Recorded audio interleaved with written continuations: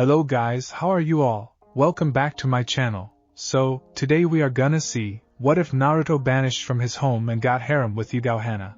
And subscribe if you enjoyed the video. And also check the description. So let's begin the story.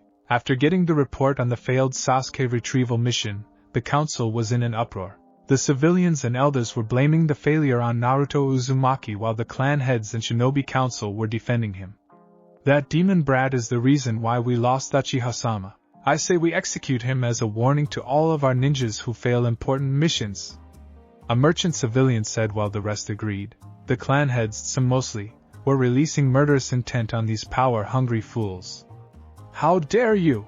That boy has done nothing but stay loyal to this village, and just because he failed to bring back that Uchiha you want to execute him. She yells because she respects Naruto for his loyalty to the village that has scorned him since he was born, while Shibi nods. I see no logic in executing the boy for a failed mission. I agree with Sam-san on this. Yasha Harino snorted. Like we care what you freaks think. That boy is the reason why we lost the most powerful bloodline in our village. Shibi's hand twitches while Sam snarls at the pink-haired. I'd rather be a freak than money-hungry, and if you insult me one more time, Haruno, I'll rip out your vocal cords. She said while flexing her claws to prove her point. Shikaku decided to speak up. Just because you can't tell the difference between the fox and the boy doesn't give you the right to execute him. For all we know, it could result in the fox breaking free and continuing what it started 13 years ago. Nara stated. What would Yondaime think if he saw how you fools were dishonoring his last wish? Inoichi asked. Who cares what he thinks? He's dead, and it's because of that brat. Another civilian council member says. The arguing continued for 15 minutes until Sunade slammed her fist on the table. Enough. Naruto will not be executed because he falls under my jurisdiction due to the fact that he's a ninja. You civilians have no say in the matter. The last Senju said. No, but if the majority of us order his banishment, then you can't do anything about it, Hokage-sama. Danzo said with a smirk on his face, as do the elders. Sunade and the clan heads look at them in shock. What? She yelled. We should do a vote. Hands raised for Naruto Uzumaki's banishment? Danzo asked. He, Koharu, Hamaru, and the civilian council raised their hands. Hands raised against the banishment? Sunade and the clan council raised their hands but frowned as they were outvoted. The others smirked as they finally got rid of the demon brat. Naruto Uzumaki is banished from Konohagakure and Hai no Kuni, and if he's not out of the village or country in less than 3 days, he'll be declared as a missing nin and killed on sight. The war hawk stated. Sunade clenched her fists and growled, but then smiled at them, making them shiver. Fine. Naruto Uzumaki will be banished from the fire country. Now as for the Uchiha, he will be put into the bingo book, and will be declared as a B-rank missing nin with a kill-on-sight order. And for compensation for his actions, his clan's treasures, scrolls, money, and property will be taken and split up upon the clan heads, and his status as a clan member will be null and voided by order of the Godame Hokage, she said while inwardly smiling because she hated the Uchihas. The clan heads smirked at her actions while the civilians went into an uproar demanding that she change her decision until she yelled. Shut the hell up right now, or I'll have you all removed from the council. She roared as they all shoot up. You fools praise that traitor as if he was Kami, yet you treat the hero of this village like he was the devil reincarnated. My decision is final and this meeting is over. I have to go tell our hero that he's been banished by the very people and village he swore to protect. She said before walking out, but then turned around to look at them. You better pray that this doesn't come to bite us back in the, because if it does, you have yourselves to blame. Sunade then walks out of the council room while tears run down her face and cursing herself for not doing more for the boy she thought of as her grandson. Naruto's hospital room. The boy stared at the ceiling with a blank expression on his face. Sakura came in earlier yelling at him for not bringing back her Sasuke-kun, and said that she never wanted to see him again, and walked out. His so-called sensei didn't even bother to come check on him, and probably blames him for not bringing Sasuke back. Didn't I tell you about it? No matter what you do, these nin-gen will never accept you. You should leave this hellhole and be done with them. To hell with your dream, they would never accept you as their Kage. You know I'm right. Kyubi said as she heard the boy grunt. He hated to admit it, but she was right. They would never let him be Hokage no matter what he did. Could this day get any worse? He said to himself until he saw Sunade walk in his room with a sad expression on his face. "What's wrong, Oba-chan?" he asked. "I'm sorry, Naruto, but you are banished from the village by order of the council. You have 3 days to leave the country, or you will be declared a missing nin and killed on sight," she choked out. Naruto's eyes widened, but he then hung his head down, and tears fell from his face. "So they finally found a way to get rid of me, huh? I should have known this would happen sooner or later. Oh well, at least I'm finally out of this shithole." He gets out of the bed and gives her a hug. She hugs him back while her tears fall on his blonde hair. "Goodbye, Oka-san. And give Nei-chan and Tonton a hug for me," he says, and lets go of her as she sobs while clutching her arms. Naruto then heads back to his apartment, and packs everything he has but burns all of those jumpsuits he had and puts a black one on.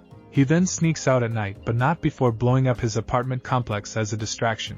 He then heads out of the gate without looking back at the village because it was no longer his concern. He was free to live his life and didn't have to worry about people glaring at him, or trying to kill him on his birthday. He smiled a true smile and muttered 2 words. "I'm free," Ha said as he vanished into the dark forest. At the Hokage Tower, Sunade was sitting in her office drinking her sake while Shizen sighed. That's when Jiraiya appeared in a puff of smoke, grinning. "Hey Haim, how's it going?" he asked in a cheery voice. "Jiraiya, please, I'm not in the mood to deal with you right now," she said while looking out the window. The Toad Sage looks at her with a confused look on his face. "What's wrong? Did the Gaki switch your sake with toilet water again?"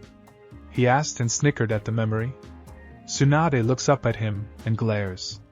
"No, you baka, it's worse. The retrieval mission failed and those bakas on the council blamed him for it failing, and they banished him." She cried and slammed the sake bottle on the desk. Jiraiya gave her a look of shock. "I must have had something in my ear at home." "Care to repeat that?" he asked again. "They banished him, damn it. He's gone, Jiraiya, gone," she yelled while tears fell from her face. "They what?" "Those bakas. Those short-minded, ignorant, self-centered bakas. Do they have any idea who they just banished?" he yelled, releasing murderous intent like no tomorrow. Jiraiya, Sunade started to say, but then he glared at her. "Sunade, please. I don't want to hear it. Not now. Minato, you stupid fool, you should have let me or Sensei seal the fox into your son," he growled and then left the office, but not before slamming the door hard, scaring Shizen and Tonton, who was hiding behind the mezzanine. "Well, that went well," she mumbled. That was when Kohara and Hamura walked in like they were in charge, but Sunade looked up at them with hate in her eyes. "If you've come here to tell me to take that traitor out of the bingo book, then you better get out before I decide to use you two as my personal punching bags," she said in a dark tone, and then cracked her knuckles. They both gulp and then leave in fear, not wanting to face her wrath. "Damn vultures," she mutters and grabs her sake bottle and drinks out of it. Naruto was now at a shinobi store in a village in River Country buying some more shinobi gear, including weights and scrolls. He was happy because he finally had decent weapons. After paying for the items, he heads out of the village and heads to Marsh Country, but little did he know that Danzo's Root and Bu were tailing him. "Kit, we're being followed," the vixen warned while Naruto nodded. "I sense 10 of them," he says as he pulls a few smoke bombs out. He then throws them to the ground and they explode into a black smoke screen. Naruto takes this opportunity and runs into the forest at top speed. "There's no way I'm fighting those guys," he muttered as he continued to run. Back in Konoha, Jiraiya was pissed. No, he was beyond pissed. He was not mad that if looks could kill, no one would be alive right now. He was so tempted to summon Gamabunta and let him raze this village to the ground, but couldn't. He went from pissed to angry to sad. He failed. He failed Minato and Kushina, and failed his godson. To make it worse, he believed Sarutobi when he said he would make sure Naruto was taken care of. "I can't believe that I thought Sensei would look after him. I'm such a fool. I never should have believed him. I should have taken him with me when Kushina disappeared. Some godfather I turned out to be. I'm sorry, Minato, I failed," he said as he headed out of the main gate. This village was beyond saving. It is nothing more than a rotting leaf that will wither away. With Naruto, the blonde Jinchuriki is not having a good day. He was tired, exhausted, and pissed.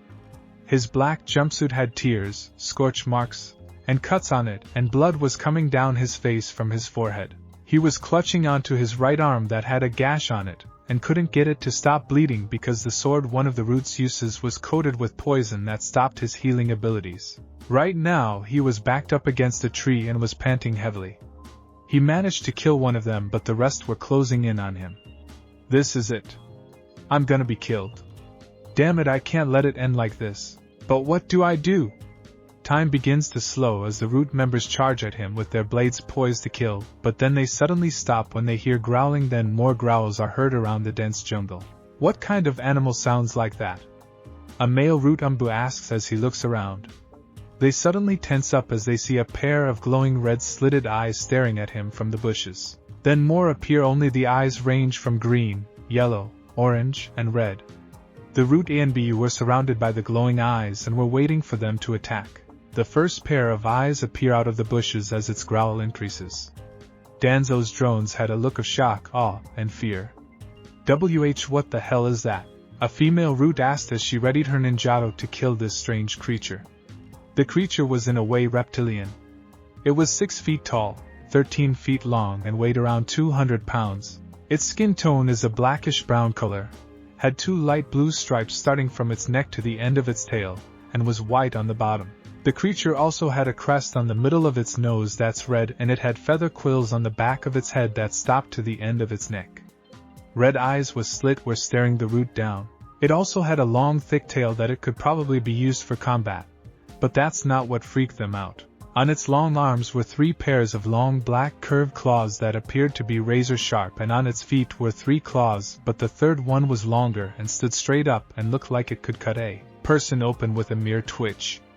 The creature then snarled and opened its maw, revealing a pair of razor sharp teeth that could rip through flesh like it was paper. This creature was a raptor, a predator beyond predators. It then crouched down a little while growling and then leaped into the air, shocking the root and Naruto, not believing that a creature of that mass could jump so high. It then landed between Naruto and the drones and looked at Naruto with a calculating eye. Said blonde felt like pissing his pants as it moved its large head towards his and sniffed him a few times. Its eyes widen a little but then return to normal, and then turns its body towards the roots and snarls at them. It then lets out a high-pitched roar, shocking everyone. It lasted for a few seconds, and to the root's fears, 13 more of them appeared from the bush, and in different colors. Some were dark brown with green slitted eyes, others were whitish-gray with blackish-brown spots and yellow slitted eyes, and the rest were orange with tiger-like stripes and orange slitted eyes. They had the roots trapped, and were approaching them with caution. The raptors snarled and hissed at them, saliva was dripping from their teeth, and their claws were poised to attack. Each one was anxious to rip them apart, and to have the taste of flesh and blood in their mouths. Adrenaline was pumping through their body. They were excited at the fact that they'll eat well since there is plenty of food for them. They were waiting for their leader to give the command. They were ready. These ninjen had the nerve to intrude in their territory, and now they were prey. The root were trembling in fear but held their ground with their swords ready to strike. The alpha, in Naruto's opinion, looked like it had a grin on its face, almost as if it was mocking the masked humans who thought they were the dominant species. The predator snorted at the thought. His species are natural-born killers. They know the surroundings of this place through their genes. He will admit, the ninjen he's faced, killed, and eaten may have gained unique abilities, but they were still weak in his opinion. Not to mention that they are cowards who will betray each other at the last second. For some reason, Naruto felt sorry for the roots. He also prayed to Kami that the leader wasn't saving him for last because he didn't want to be on the menu. That was when the leader let out a loud roar, that probably meant attack. The raptors roared back and then charged at the root with the intent to kill. One root rushed at one of them and thrusted his blade forward and had it impale the creature's head. The raptor, to the shock of the masked ninjen, dodged the blade and lunged forward with its maw opened, ready to crush his head, while the ninjen tried to block the attack with his arm. Big mistake. The raptor clamps its jaws shut on his arm. He screams out in pain at the pressure from the bite, and tries to use the sword in his free hand to stab the predator in the throat, but another one appears behind him and bites down on his shoulder. Blood sprays on its face. The ninja's screams grow louder as the one on its arm shoves him to the ground, and they proceed on ripping him apart with their claws and teeth at a fast rate. The female root barely managed to evade the jaws of one, and swung her blade at it only for it to stop the attack with its teeth and shatter the blade. She steps back in shock while another swings its tail at her and knocks her to the ground. The other raptor leaps and lands on her. Its sickle claw then impales her stomach and rips it open, and her insides and blood spills out. She lets out a cry of agony while the other starts to rip out her entrails and the other one holds her down. Naruto watched in horror as he saw these creatures rip apart the root, whose screams echoed through the jungle. One was dragged into the bushes by two of them and was torn apart. The sight of blood and organs were spraying all over the vegetation, and Naruto couldn't help but turn green at the sight. Never before has he seen something so graphic. Other roots had their arms and legs ripped off forcefully. These raptors were vicious, fast, and merciless, and were also very smart because they avoided being hit by their weapons. 10 minutes later the place was quiet, and the pack of raptors were feasting on the dead bodies of the roots. Naruto, who watched the whole thing, did the only thing he could do. He fainted, which made the leader look at him, wondering if he was still alive. He then approaches the blonde and nudges the unconscious boy for a while. He then barks at one of the male raptors who approach him, and tilts his head over at the boy. The orange-colored predator looks at Naruto for a while and blinks. The alpha growls and chirps as the male, who nods his head, walks over to Naruto. He picks the unconscious boy up by his hood with his teeth and places him on the leader's back, who runs off into the deep jungle with the boy. Kyubi, who was watching the scene through Naruto's mind, chuckled. I should have known that contract was still around. Only his family's blood was able to summon him, and his kin. Perhaps this boy will be the one to destroy that man and his clan's accursed eyes. Madara Uchiha, you and your clan are a plague to this world, and I'll make sure every single one of you ends up in the stomach of the Shinigami. She growled, and her eyes glowed red. Cabin in the jungles of Marsh Country. Naruto groaned as he slowly opened his deep cerulean eyes. He woke up to find himself in a bed, and his jacket and shirt were gone. He had his pants on, but his chest, right arm, and forehead was bandaged. He looked over on a desk and saw a bowl of fruit and cooked meat on a plate. Naruto got up but grunted out in pain because of the pain in his arm. He then walked over to the plate and took a piece of meat off it and sniffed it. He then licked it with his tongue and took a small bite out of it. After he swallowed it, he then took a bigger bite out of it and proceeded to eat that and the fruit. After he ate it, he found a pair of blue cargo pants and a white shirt laid out for him. He puts that on and walks out of the room. Did you sleep well? A feminine voice asked. Naruto turned his head to see a female wearing a blue cloak with a hood covering most of her face, but she was smiling. She wore a red shirt with a black flak jacket and red cargo pants. Who are you, and where is that creature I saw earlier? He asked, wishing he had a kunai on him. The hooded woman sighs and replies. Those were my summons. I usually have them patrol this area. I'm sorry if they scared you. She apologized. Naruto grinned sheepishly. Yeah, I'm just glad they didn't have me for dessert. She chuckles, but then her smile drops and tears fall from her eyes. Naruto. I'm sorry. She says while he looks at her with a confused look on his face. How do you know my name, and why are you apologizing for? For not realizing that you've been alive this whole time. I'm sorry I didn't come back for you, B, but those bastard elders told me you died when the Kyubi attacked, and I was so distraught and hurt when I lost your father that I didn't even bother to come back for you. She then walks over to him and pulls him into a hug and cries on the top of his head. Please. Don't hate me, Naruto-chan. I swear I didn't know. I didn't know. Naruto blinked for a while and was a little uncomfortable with a stranger hugging him. Who exactly are you? He asked. She then lets go of him. Naruto, if I tell you who I am, will you promise not to explode on me? I won't promise, and I will never break my promises. He says. Naruto, I'm your Ka-san. She says as she removes her hood, revealing a woman with red hair, blue eyes, and the face of an angel. Naruto's eyes widen and his hands hang down to his side. She's been alive this whole time, but why didn't she come back for wait? She said some bastard elders in Konoha told her I died, but why would they? Who is my father anyway? Aji said my parents died when Q attacked. His head hung down and his hair covered his eyes. Keika-san? Can you do him one favor for me? He asked with a shaky voice. Kushina looked at him and knelt down to his level. He looked up at her with tears in his eyes. See, can I have another hug? He asked her, and she instantly hugged him even tighter while he sobs onto her shoulder and returns the hug, hoping that this wasn't a dream or illusion. Right now he is happy. Happy that he had family in this world, even if it's just his mother.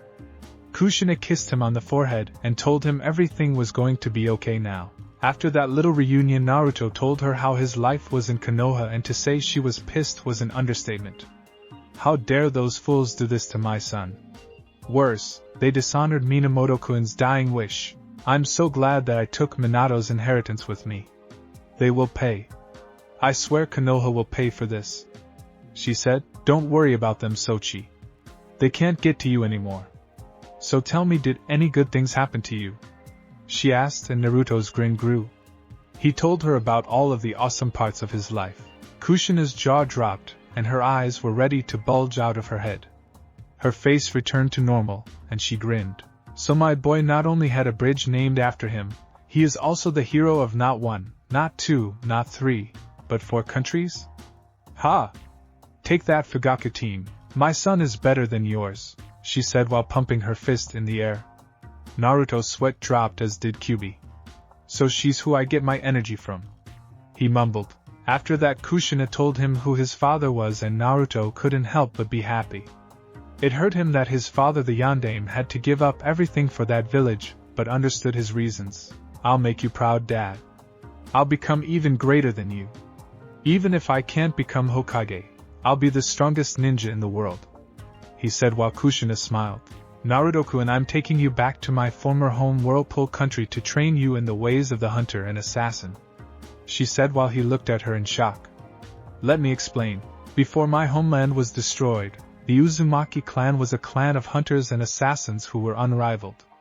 We usually take on missions that not even A and B would do due to the high death risks involved.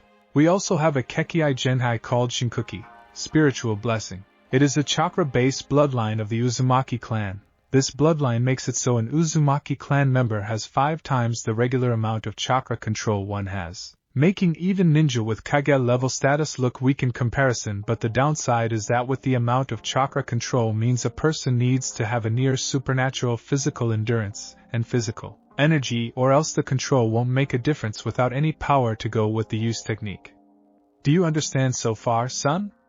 Kushina asks while Naruto nods in shock and she smiles back. Good. Also, you should know that you also have your father's bloodline also. It's what gave him his title, the Kiroi Senkyu Yellow Flash. It's called Shinsaku Godspeed. I don't know much about it, but from what Minato-koi told me, it's a bloodline trait of the Namikaze clan that had been given to them by the Shunshin, Flash Goddess, herself. The bloodline grants the person the ability to move at godlike speeds, and some could go just as fast or faster than the speed of light itself. Naruto's jaw was on the floor as she finished explaining his Tusan's bloodline trait, and can't help but grin like a man. Kushina saw this and laughed. So when do we start training Kasan? He asks while she stops laughing. Soon, son, but first let me tell you about our summoning contract, because it was also the reason why Whirlpool Country was nearly wiped out. Our contract was considered the strongest and oldest of any other, and has been around since the Rikudo Sannin, sage of the 6 paths, founded ninjutsu and created the shinobi world. This contract is known as the Ancient Creature Contract. The creatures in this contract are beings that have lived since the formation of the world and even before the Bijou were known. Not only that, but the creatures who created this contract are capable of going toe-to-toe against any summon or Bijou, with their leader being on par with the Kyubi. Kushina explained while Naruto's eyes widened. A summon whose power is on par with the Q. Unreal! Wow! So can you summon him, Ka-san? He asked while she shook her head. No, but I can't summon his mate, who is the second boss, and she is one who you do not want to piss off, Sochi, she said, shuddering at the thought. Naruto blinked a few times and realized something. Wait, you said he has a mate who's the second boss. I thought there's only one boss for a contract. Most do only have one boss, but there are a few rare ones that have two who are mates, and there are also sub-bosses who the main boss or bosses leave in charge of a certain group of summons. Naruto scratches his head in confusion, and Kushina couldn't help but giggle at her son's face. Don't worry son, once we start your training I will help you with the more difficult things. Shouldn't you know most of this stuff already? She asked Naruto to look down at the floor. No. My academics in the Ninja Academy were screwed up by those teachers and my sensei was too busy going up to the Uchiha, he muttered while Kushina was shocked that they would go so far as to ruin his ninja career. She puts a hand around her son to comfort him. Don't worry Sochi, because when I'm done with you, no one, not even the Sannin, will be a match for you. Kushina then gives him a serious look. Listen Naruto, the training I'm gonna give you is not something you should take lightly. I'm gonna work you to the ground and to the point where it'll hurt for you to blink. It's possible that you could die during this training. Do you still want to do this Naruto? Naruto looks at her, and can tell that she is not kidding. He ponders for a moment, and then nods. Yes. I want to do this Ka-san. I don't care how tough the training is. I want to make you and Dad proud of me. I will surpass Tsusan and I will become so strong that even the heavens will know my name. I swear on our family's name that I will not let you down Ka-san, he said as his blue eyes burned with strength and determination. Kushina couldn't help but smile at his determination. She then walks over to the couch and picks up a black coat that has white fur around the collar, the Night Aim's outfit minus the armor. Here son, put this on. We're going to Whirlpool Country to start your training. I also know a few friends in Kirigakure that can help you also. I know about this Akatsuki group that's after you, so we should get going. Naruto nods but is curious about something. I thought the Whirlpool was going to destroy Ka-san, said Namikaze, rubbed the back of her head in embarrassment, and a blush appeared on her face. The village yes, but not the environment. There are still plants and animals there, but most of them are dangerous and full of creatures that most people haven't seen. Naruto's sweat drops on his mom, forgetting something important. Oh, he says and puts the coat on. Shall we get going Ka-san? Naruto asks while she nods. Yes, let's go and start your training, she said with a glint in her eye that made a shiver go down Naruto's spine. For some reason I keep seeing the image of the Shinigami hovering over my mother's head pointing at me. He thought while Kyubi was laughing her head off in the cage, feeling sorry for her container. In Konoha, when word got out in the village that Naruto was banished, the villagers partied saying that they were free of the demon brat, but most of the younger generation was confused at why they called him a demon when he hasn't done anything wrong. Sakura didn't care that he was gone, and was glad that she didn't have to look at that idiot for the rest of her life. Iruka was pissed that this happened, and when he heard Kakashi say that he didn't deserve to be a ninja due to his lack of skill and talent, he punched the man right in the face, and sent him flying into a building and threatened to cripple him if he ever said anything bad about Naruto. The same went with everyone else who insulted Naruto. Sunade, who read Kakashi's reports on the team's progress, was pissed. He only taught Naruto and Sakura tree climbing while he taught Sasuke the Chidori, some fire jutsu, and Lee's taijutsu style. Hokage Tower. Sunade was giving the son of the White Fawn her most cold and icy glare while he was shifting his feet around nervously. The other Jounin senseis were in the room looking at Kakashi, wondering what he did to piss off the female Sannin. I've read the reports on your squad's progress Hataki, and I have to say this is the biggest load of crap I've ever read, she said while he looked at her nervously. What do you mean Hokage-sama? He asked, but then jumped when she slammed the report on the desk, making Shizen and the others cringe. Cut the bullshit Hataki. I'm talking about how you trained your students. What the hell have you been doing with them? She demanded while Kakashi gulped. He started to say, but then was cut off by the leader of Konoha. Shut up. I don't want your stupid excuses. I want the truth. Now tell me why you only taught Naruto and Sakura tree walking while taking that Uchiha brat off for private training? Everyone's eyes grew wide when they heard that. What do you mean Hokage-sama? Asuma asked while looking at Kakashi, who had a bead of sweat going down his face. Sunade then looks at the other Jounin senseis. Tell me, guy. You have the most experienced team right now, so tell me, what have you taught them for the last year? She asked. Guy then rubs his chin for a while, then answers. I've taught them the chakra control exercises, had them work on their teamwork and offered them some extra training if they wanted it, as well as given them advice if they needed anything. The spandex wearer answered. Sunade nodded and looked at Kurenai. And you, Kurenai? The genjutsu mistress thought for a moment and replied. The same as Guy, and if I couldn't help them with their questions or give them good advice, I would recommend another person to help them. She answered, and the last senju looked at Asuma. Same here, Hokage-sama, but if I may ask what our form of training has to do with Kakashi? He asked while Kakashi gulped. Simple, Asuma. Compared to all of you, Kakashi here is up. She said while the copy Nin flinched. Hataki here spent the last 9 months giving the now traitor private training while leaving his other two to rot, and practically end up getting themselves killed. It was by pure luck that they survived their first A-ranked mission as well as their first Chunin exam. What's worse is that when the now banished Naruto Uzumaki asked him for help when he had to face Niji Hyuga for the Chunin exams, he refused to help him and left him with the Jounin, who was like most of the villagers. They all looked at him in shock, and Kurenai narrowed her eyes at him. Is what the Hokage said true, Kakashi? Did you neglect 2 of your students just to train the Uchiha? She asked, saying the traitor's name with venom in her voice while the silver-haired Jounin just looked away. Answer her question, Hataki. Did you or did you not neglect your 2 students for the Uchiha? Sunade commanded while Kakashi sighed and looked at Kurenai. Yes, I did, but my reason for doing it was smack. He tried to explain but ended up getting slapped hard in the face courtesy to Kurenai Yuhi. Sunade just watched, and the male Jounin looked at her with wide eyes. Reason? Why? You have a big reason for neglecting 2 of your students, yelled Kurenai while the males in the room backed away, not wanting to face her wrath. Kakashi had a look of shock on his face, and slowly turned his head towards an angry Kurenai. Tell me your reason for neglecting 2 of your students, and don't give me any bullshit because right now I feel like beating the shit out of you, the genjutsu mistress said while releasing murderous intent on the frightened man. I did it B because Naruto didn't show any talent as a ninja and D doesn't deserve to be one. He only managed to get this far by luck. He replies. When those words came out of his mouth, the room temperature dropped. Sunade, Kurenai, and Shizen were glaring holes into the scarecrow's head. That's it? That's your reason for neglecting his training?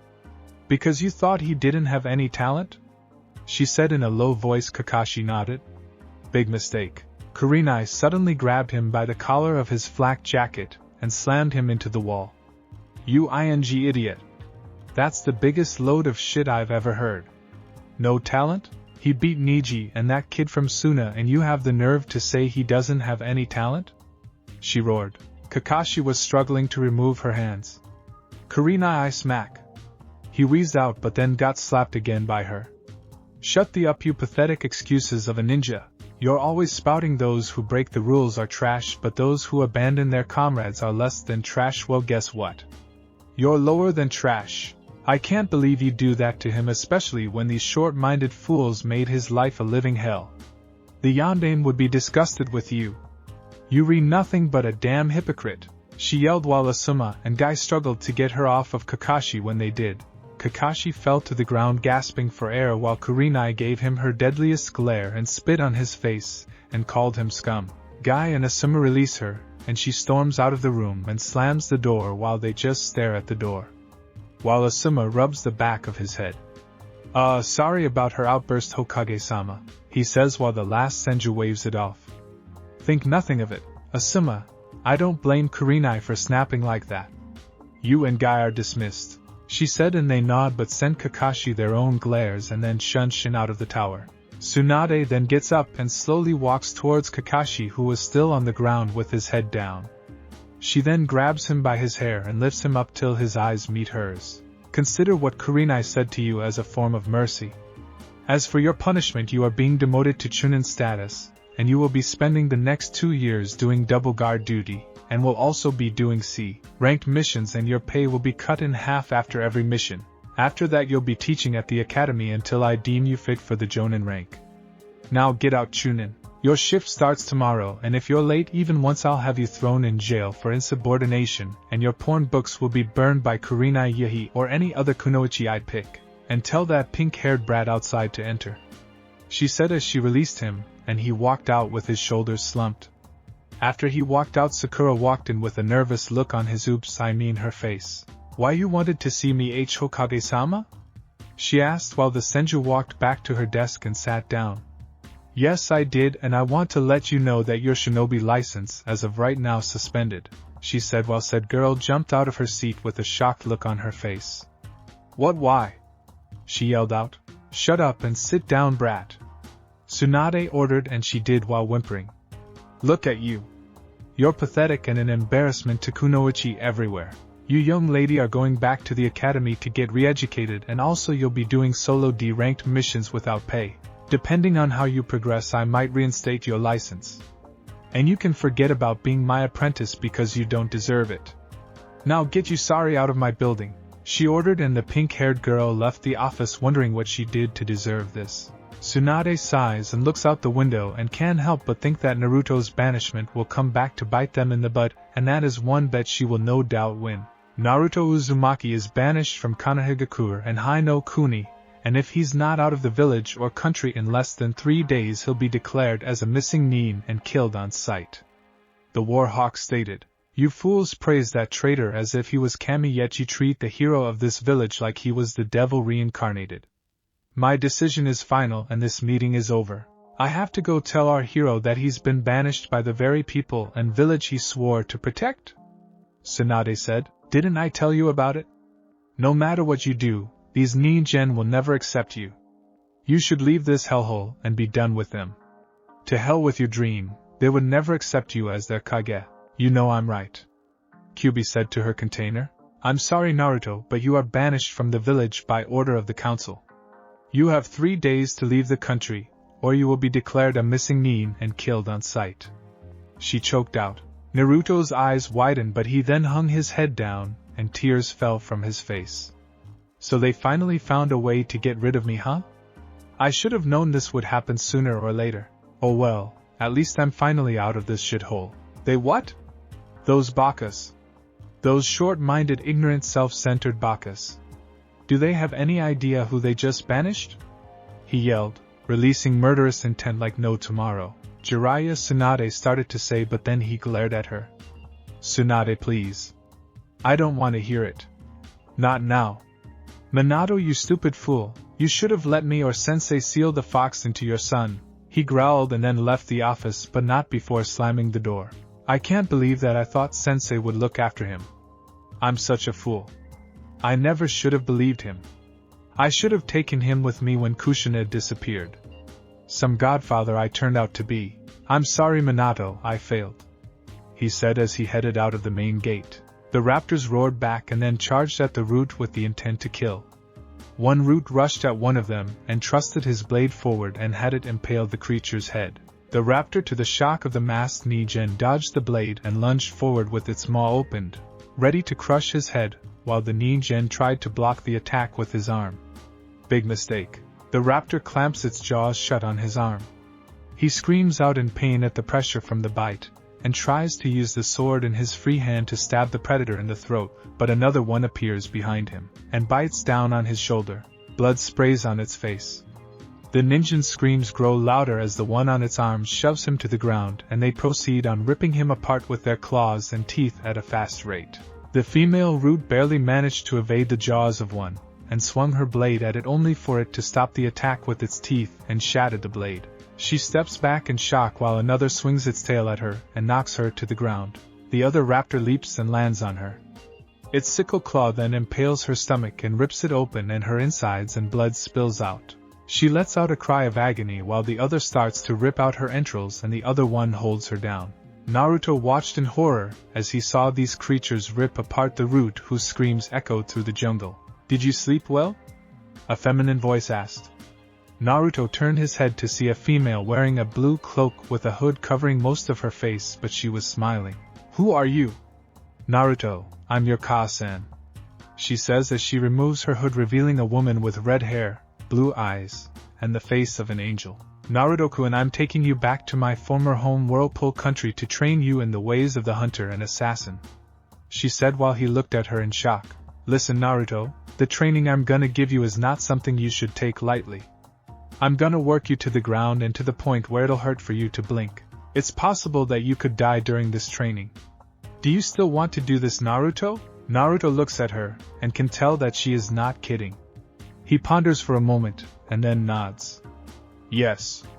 I want to do this, Ka-san. I don't care how tough the training is. I want to make you and Dad proud of me. I will surpass Tsusan and I will become so strong that even the heavens will know my name. I swear on our family's name that I will not let you down, Ka-san," he said as his blue eyes burned with strength and determination. "I've read the reports on your squad's progress, Hataki, and I have to say this is the biggest load of crap I've ever read," she said while he looked at her nervously. What do you mean, Hokage-sama?" he asked, but then jumped when she slammed the report on the desk, making Shizen and the others cringe. "Cut the bullshit, Hataki. I'm talking about how you trained your students. What the hell have you been doing with them?" she demanded while Kakashi gulped. He started to say, but then was cut off by the leader of Konoha.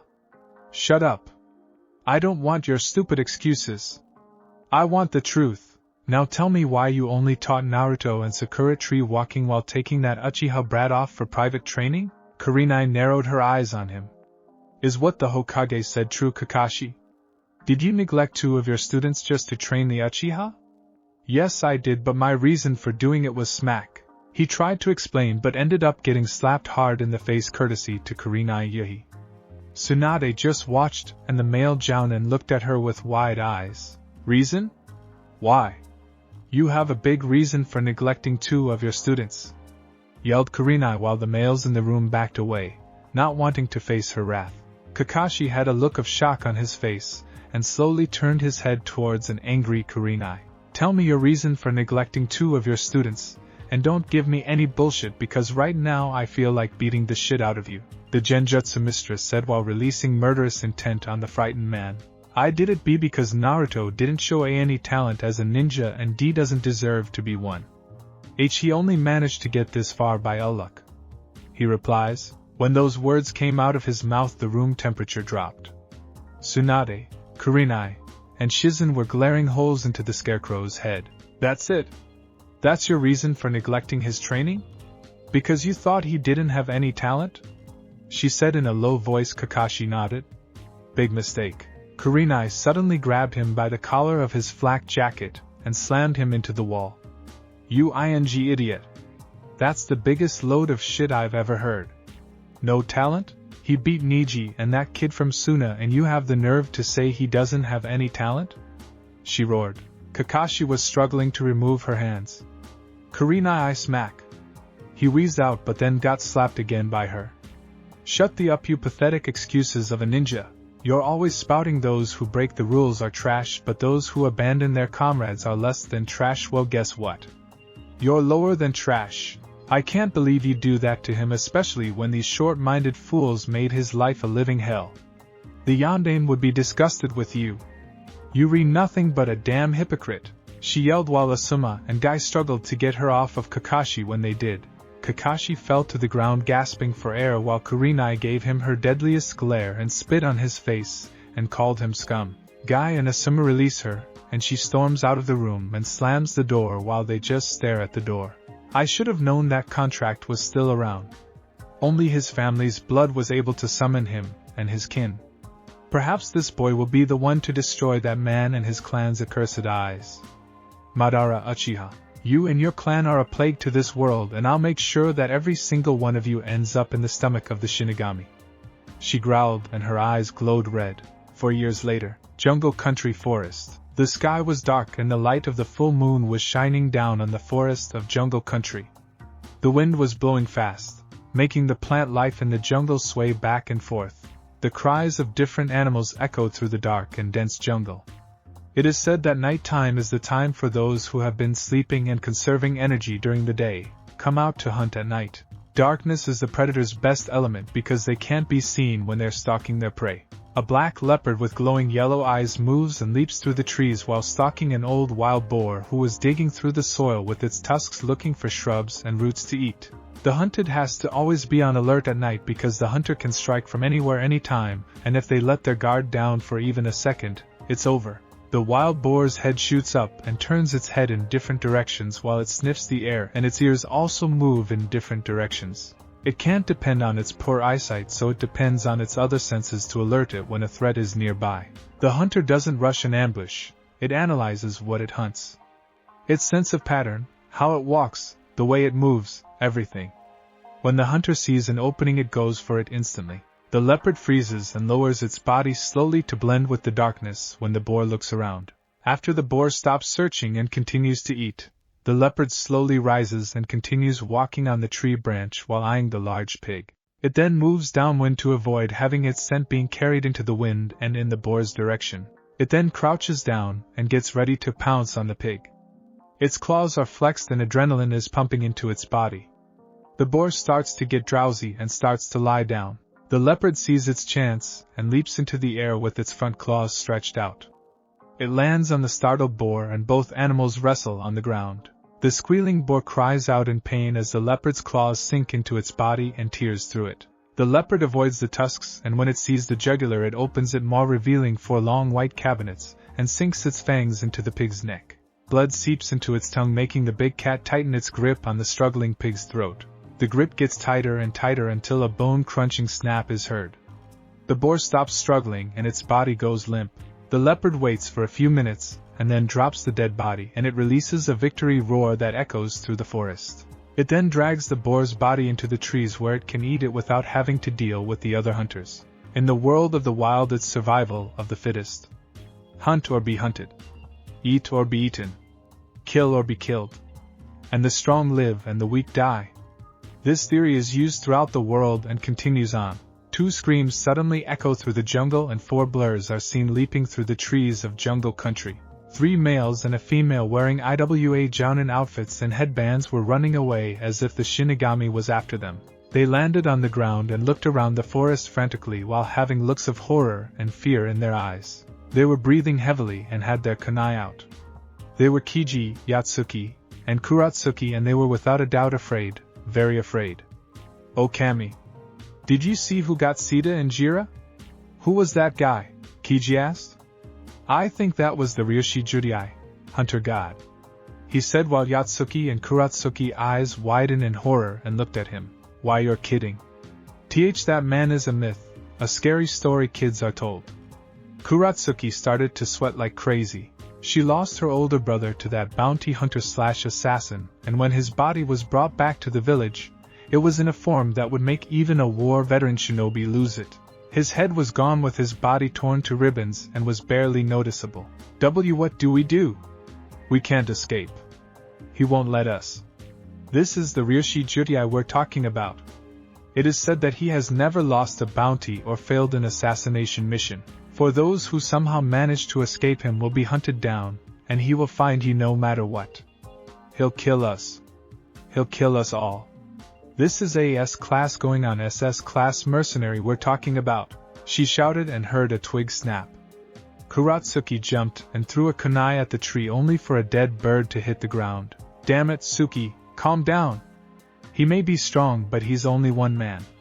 We can take him if we work together, Yatsuki said with a smirk. His teammates looked at him like he was stupid. Baka, this isn't the time to get why. If we don't get out of here soon we'll die, Kiji yelled while Yatsuki scoffed at how his comrade was acting over one person. Run away if you want to be a coward, but I'm not, Yatsuki said with a smile on his face.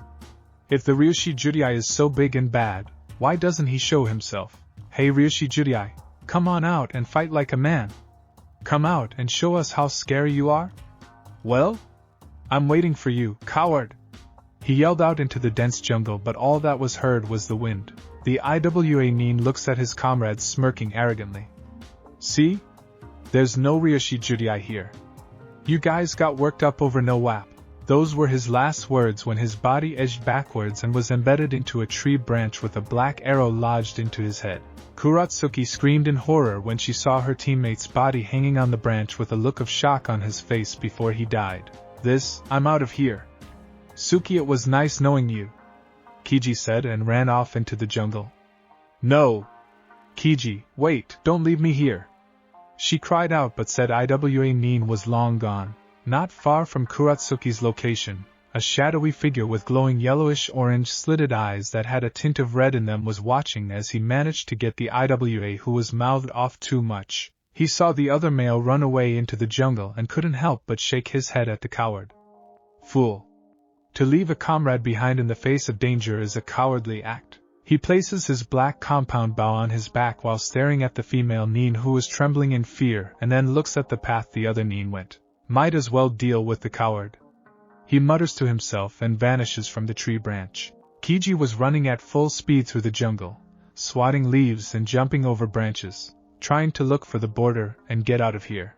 Sorry Suki, but in the ninja world it's survival of the fittest. The strong live and the weak die. That's the laws of nature.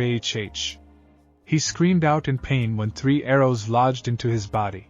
One lodged into his spine, the other pierced his lung and the last one into the back of his knee, going through the bone with the arrowhead sticking out of the front of his knee. He lost all feeling from his lower body and tumbled onto the ground a few times, and then he rolled off into a deep ditch and hit the ground hard, breaking a few ribs and dislocating his left arm.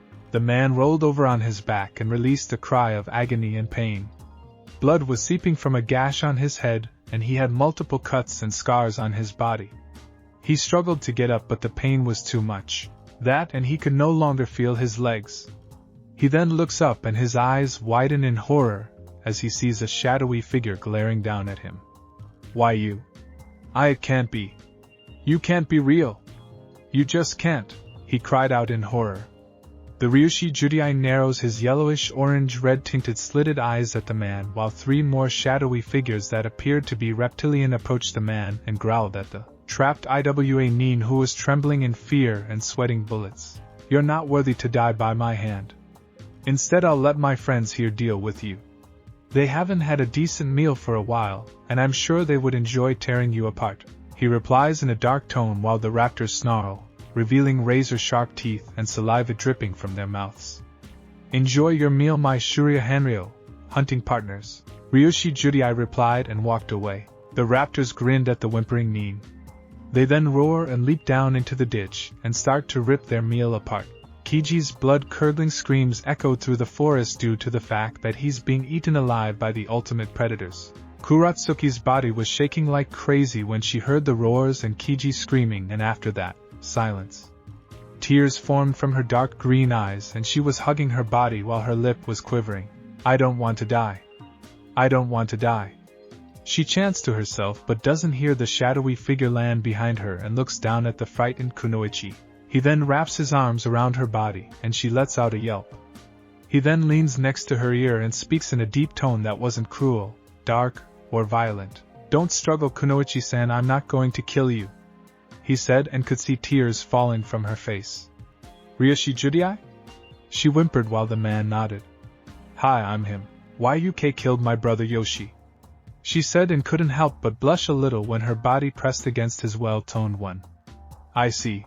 I killed that trash because he was the one kidnapping and raping younger girls and women. Scum like him has no place in the world, so I'm sorry for your loss. Did you want to avenge him? He asked while she shook her head. And no, I don't, I swear. Sha said. Good, because I don't want to kill a pretty girl like you, he said in a playful voice, making her cry, and then got serious again. I'm gonna let you go now, but you must never go back to Iwagakure. Your Kage doesn't like failure, and if I know that man, he'll either kill you or sell you to a brothel, and I'm sure you don't want that. She nods at that and speaks. What do I do then? If I don't go back, I'll become a missing Nin, and will be hunted down by my village's hunter Nin. You leave your death to me and I assure you they will not come after you at all, he answers. Okay. I'll trust you to do that. I won't go back to Iwa at all, Kuratsuki said, and he nodded at her. Good, but how do I know you'll keep your end of the deal? I'll need more than your word that you won't go back. he whispers and breathes into her ear. A shiver goes up her spine and she bites her lower lip. What can I do to prove to you that I'll keep my end of the deal? She asks when her blush increases while he smiles under his mask. I'm sure you know Kunoichi-chan, he says and caresses her cheek with his hand. Kuratsuki went from scared as hell to turn on in less than 8 seconds. Next morning, the sun shined through the window of a hotel room and Kuratsuki was sleeping in a bed. The sunlight hits her eyelids and she slowly opens them. Her form was covered in bed sheets, and she slowly got up while wiping a strand of her brown hair from her face. She then sees a robe on a hanger and grabs it to cover up her body. After she wraps the sash around, she sees a letter on the table and picks it up to read it. If you've just started to read this letter, Suki-chan, then I'm already gone. I promise to keep IWA on your back and you'll be considered the few who have been spared by me. Hopefully, we'll meet again, and if we don't, then enjoy your new life, and if you want to go another round, then let me know and I'll be more than happy to give you a repeat of our activities from last night. Sincerely, Ryoshi Judai. After reading the letter, the former IWA Kunoichi couldn't help but blush and giggle idly at what they did last night. That man was a stamina freak in the bed, and what made it better was how big he was. She passed out after the 5th orgasm she had and sighed dreamily, hoping that she would meet him again while looking out the window. The Ryoshi Judai was now in the jungles of Yuzuno Kuni, walking through the tropical forest and sneezing. That woman must be thinking about me. Man, could she scream? He said to himself. Ryoshi Judai was 6'0" and 17 years old. He wore a short-sleeved dark blue hooded trench coat, and also wore a pair of black cargo pants with ANBU-styled boots. On his upper body he wore a black long-sleeved skin-tight muscle shirt that hugged his body like a second skin and showed off his arms, chest, and abs, and had deep blue slitted eyes that radiated power.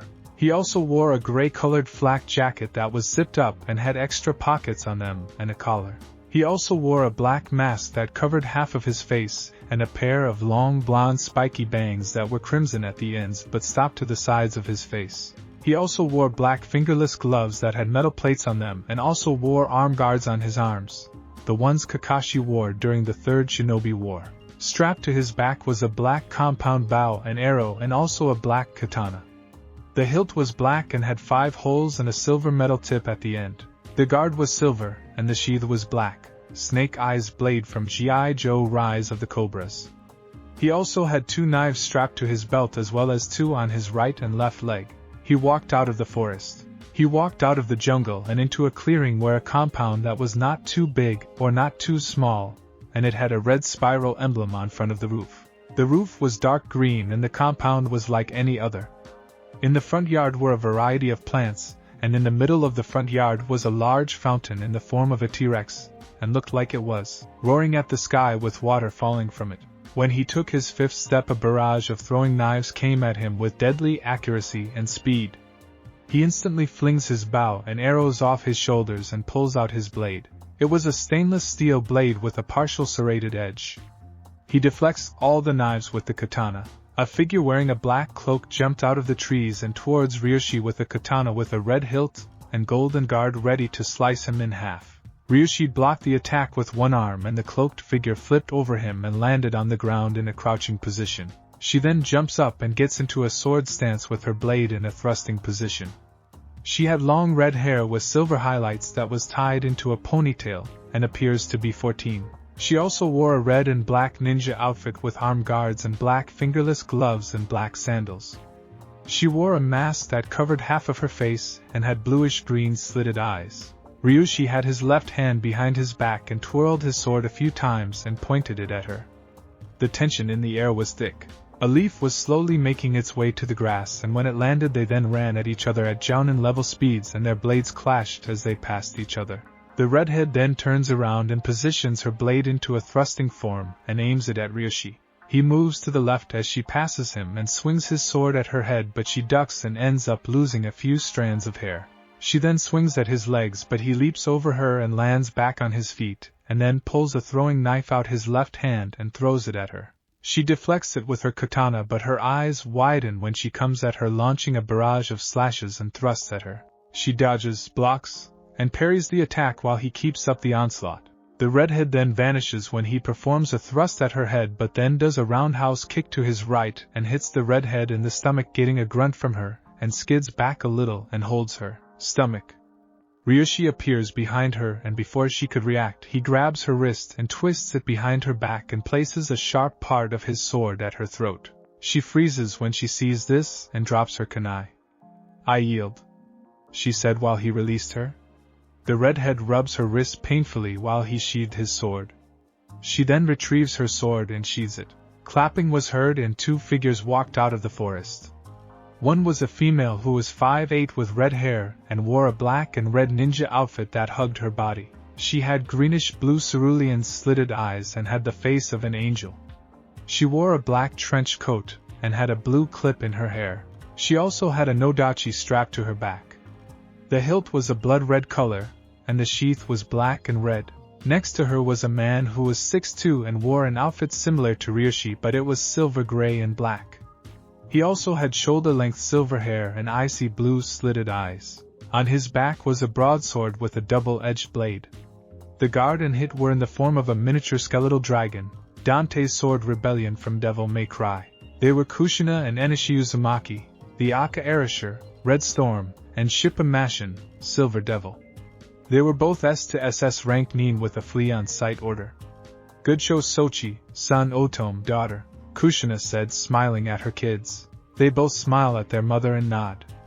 Ryushi removed his hood and mask, revealing wild spiky blonde hair that stopped to his shoulders and a masculine face that was derived from baby fat, and he had canines protruding from his upper lip and had a whiskerless face.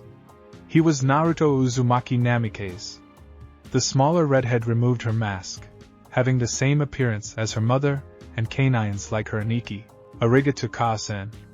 "To-san, how did I do?" she asked her father, who grinned at her and ruffled his daughter's hair.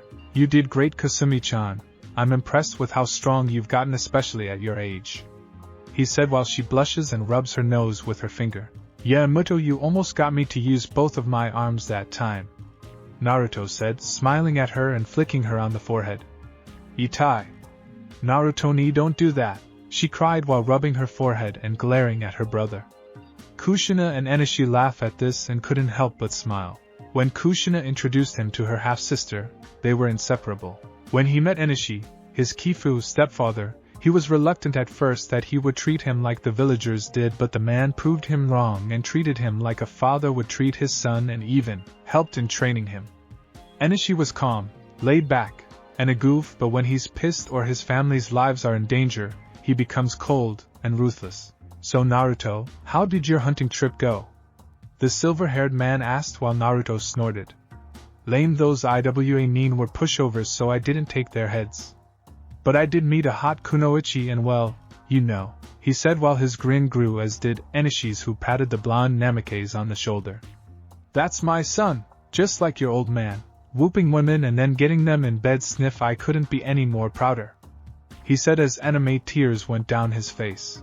Kushina and Kasumi's eyes twitched and smacked them both upside the head. "Enishi, do you want to sleep alone tonight?"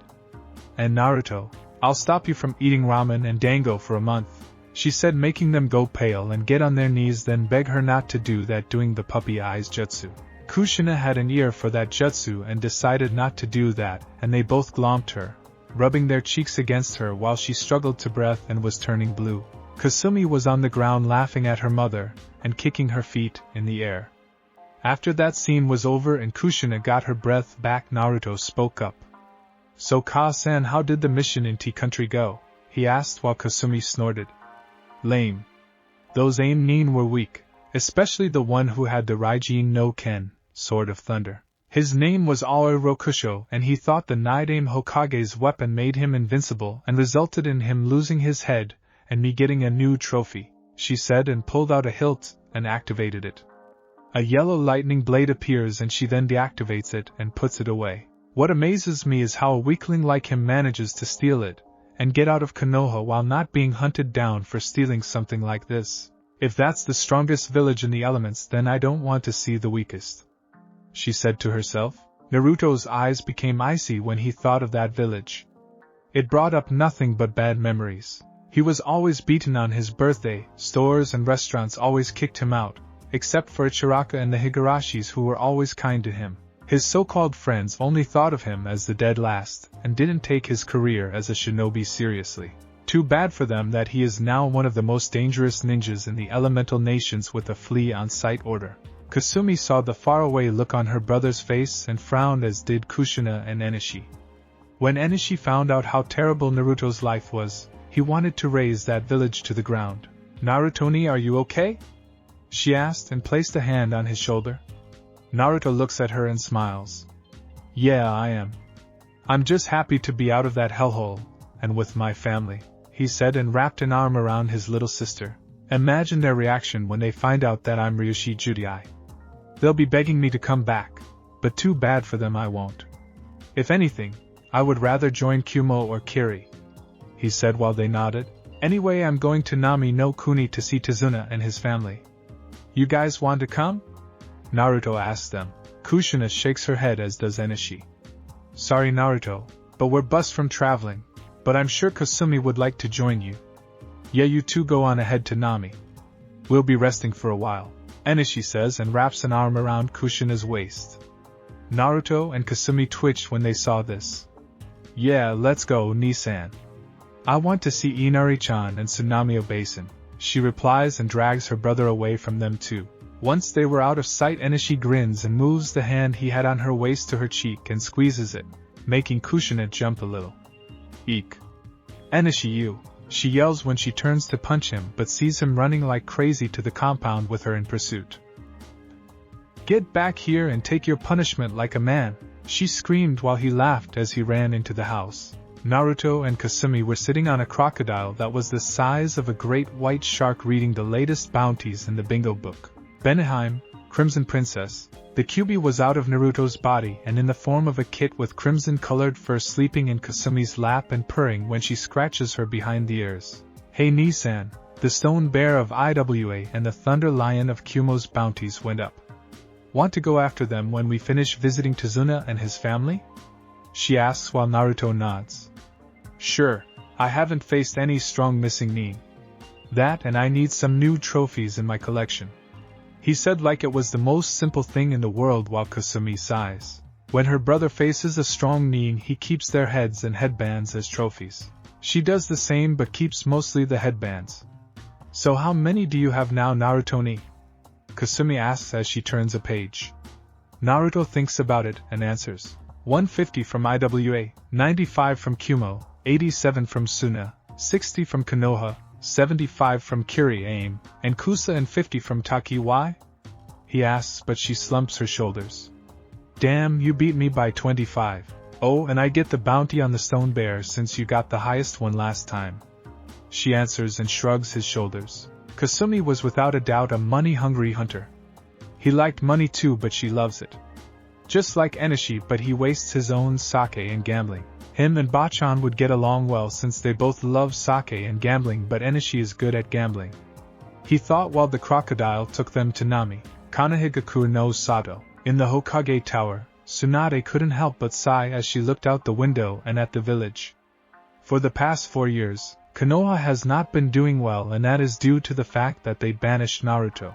After his banishment got out to the other countries, the leaders that Naruto helped were furious. Tazuna, the mayor of Wave, had cut off all trading routes that went through Fire Country and tripled the prices for imported and exported goods that went to Konoha and any other place in Fire Country, and traded the majority of their goods with Kumo, Kiri, and Suna, and also sent all the missions they originally gave Konoha to said villages. The council tried to send ambassadors to Wave and tried to make a new treaty with them, but they were kicked out the second they set foot on the land by either the samurai who patrol the borders or by the hired nin. The council even went so far as to threaten and take the country by force. When Kumo and Kiri heard this, they threatened Konoha with war if they interfered with their business again. The leader of T Country also cut off the trading ports and businesses with Konoha and did them with Sauna and Kumo. When Gaara, Tsunagekyu's new Kazekage, heard the news, he was mad beyond belief and he created a sandstorm that stretched all the way to the Fire Country's borders. He then went to the Wind Daimyo's palace and asked for him to cancel the new treaty they were planning as well as cut off the alliance except the one where they assist each other in war. The Wind Daimyo asked why and Gaara explained what had happened to him during the Suna/Oto invasion. Needless to say, the man agreed with him and cancelled the alliance and new treaty. Koyoki Kazuhana, the daimyo of Hagakure, was furious beyond belief when she found out Naruto was banished from Konoha. She, along with 100 of her samurai and 40 of her ninja, marched all the way to Konoha demanding an audience with the Hokage. When she had a meeting with Sunade and the council, she wanted to know why she banished Naruto from Konoha. The elders responded by saying that the council banished him when he failed to bring back the last Uchiha, and also because he contained the Kyuubi no Kitsune. After they said that, she rose from her seat and cursed every single one of them out, saying words that made her samurai and ninja blush. Who knew that the Spring Daimyo had such colorful language? After that, she cut off all alliances with them and refused to send any more missions to them and stopped sending them technology. She also refused to star in Jiraiya's Ika movie, giving the man a heart attack. The council tried to reason with her but she wouldn't hear it. She told them all to piss off, and the only way she'd consider an alliance with them is if they removed Naruto's exile. Other than that, she left the village and made an alliance with Kumo and Kiri.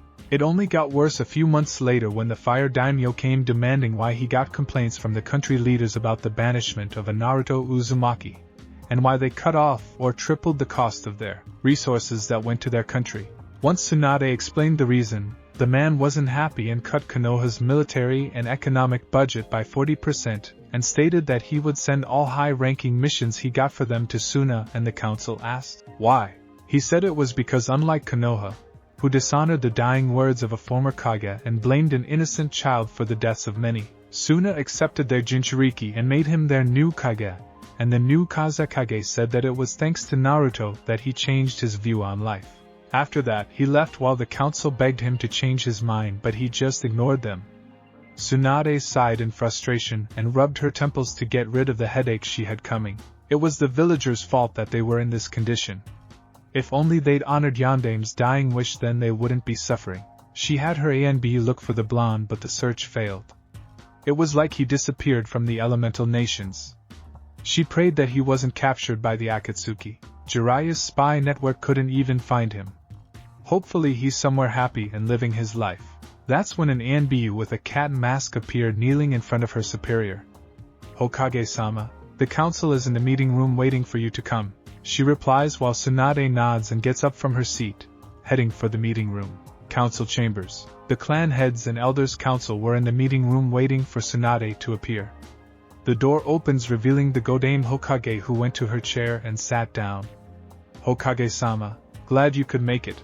We need to talk about a certain ninja that has gotten a lot of attention lately, Danzo said while opening his only eye. Sunade sighs and rubs her temple. What ninja, may I ask, Danzo? I have a busy schedule, so make this quick, she said in an irritated voice while the Warhawk nodded. He goes by the name Ryushi Judai, Hunter God, he said, getting shocked looks from everyone, even from some. What are you talking about, Danzo? The Ryushi Judai is a myth. A fairy tale of grown-ups wearing makeup to scare little kids, said Inoichi, who also heard the name but thought he was just a legend. I agree with Inoichi on this one. If the Ryushi Judai was real, then we would at least have a picture or something, Choza said while Hayashi nodded. I must agree also. There's no way for some of his reputation to be real if we don't have any proof that he is.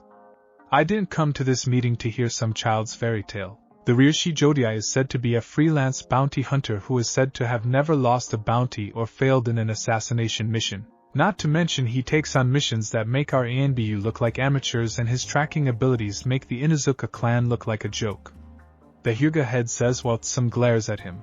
I too must agree with Hayashi-san's logic. The way people talk about this bounty hunter seems too far-fetched. It doesn't change the fact that IWA has listed this man as an S going on SS ranked mean with a flee on sight order. I'm sorry to say that this man is nothing more than a ghost, Shibi said. Shikaku was thinking about this man that has IWA and the criminal underworld scared and muttered troublesome. I believe that the Ryushi Judai is the real Hayashi-san Shiba-san. the Nara clan head said while Inoichi looked at his teammate in shock, as did the other clan heads.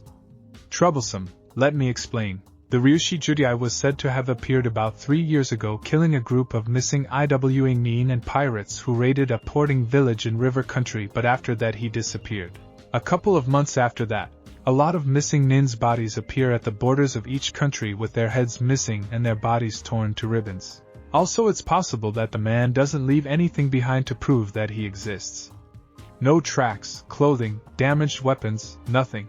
It's like he vanishes once he gets a job done and makes sure no one can find him. Kinda like a ghost. Another reason he does this is because he knows that every single village or organization will want him on their side and doesn't want to deal with that, since he doesn't want to be tied to a village. It would not only ruin his line of work, but it'll be easier for his enemies to find and kill him. He'd probably beat me in a game of shogi, he explained while everyone took in his explanation. What Shikaku speaks is true. The Ryushi Judai is indeed real, said a voice from the window. Sunade turned her head to see her former teammate leaning against the wall. Jiraiya, how long have you been here? Sunade asks. For a while. If I were you, I wouldn't try to see ANBU after him. IWA tried that once and ended up losing 35% of their ANBU and Hunter Nin. They were all brought back to Iwa's borders with their heads missing and their bodies torn to shreds. The Toad Sage said with a grim look on his face. Why, you're kidding. He destroyed a small fraction of Iwa's forces like that? He must be at least Sannin or Kage level to be able to pull that off. Sim said with a look of awe on her face. I kid you not. If he's strong enough to do that, then our ANB will be no match for him. I doubt if I could take him on and live. I might injure him, but it'll cost me my life. I would recommend not provoking him, at least until we get more info on him, he said. Sunade nodded. Then it's settled. We will not go after the Ryushi Judai until we have more info on him. If I find out that any of you have sent ANBU to find him, I will have you thrown in jail and stripped of your positions, she ordered while glaring at the elders. She gets up and leaves the office, hoping that this legendary hunter does not come to Konoha. Oh Kami, did you see who got Sita and Jira? Who was that guy? Kiji asked. I think that was the Ryushi Judai, hunter god, he said while Yatsuki and Kuratsuki eyes widened in horror and looked at him. Why, you're kidding. That man is a myth, a scary story kids are told. Kuratsuki started to sweat like crazy. There's no Ryushi Judai here. You guys got worked up over no WAP. Those were his last words when his body edged backwards and was embedded into a tree branch with a black arrow lodged into his head. Kuratsuki screamed in horror when she saw her teammate's body hanging on the branch with a look of shock on his face before he died. Why you? It can't be. You can't be real. You just can't.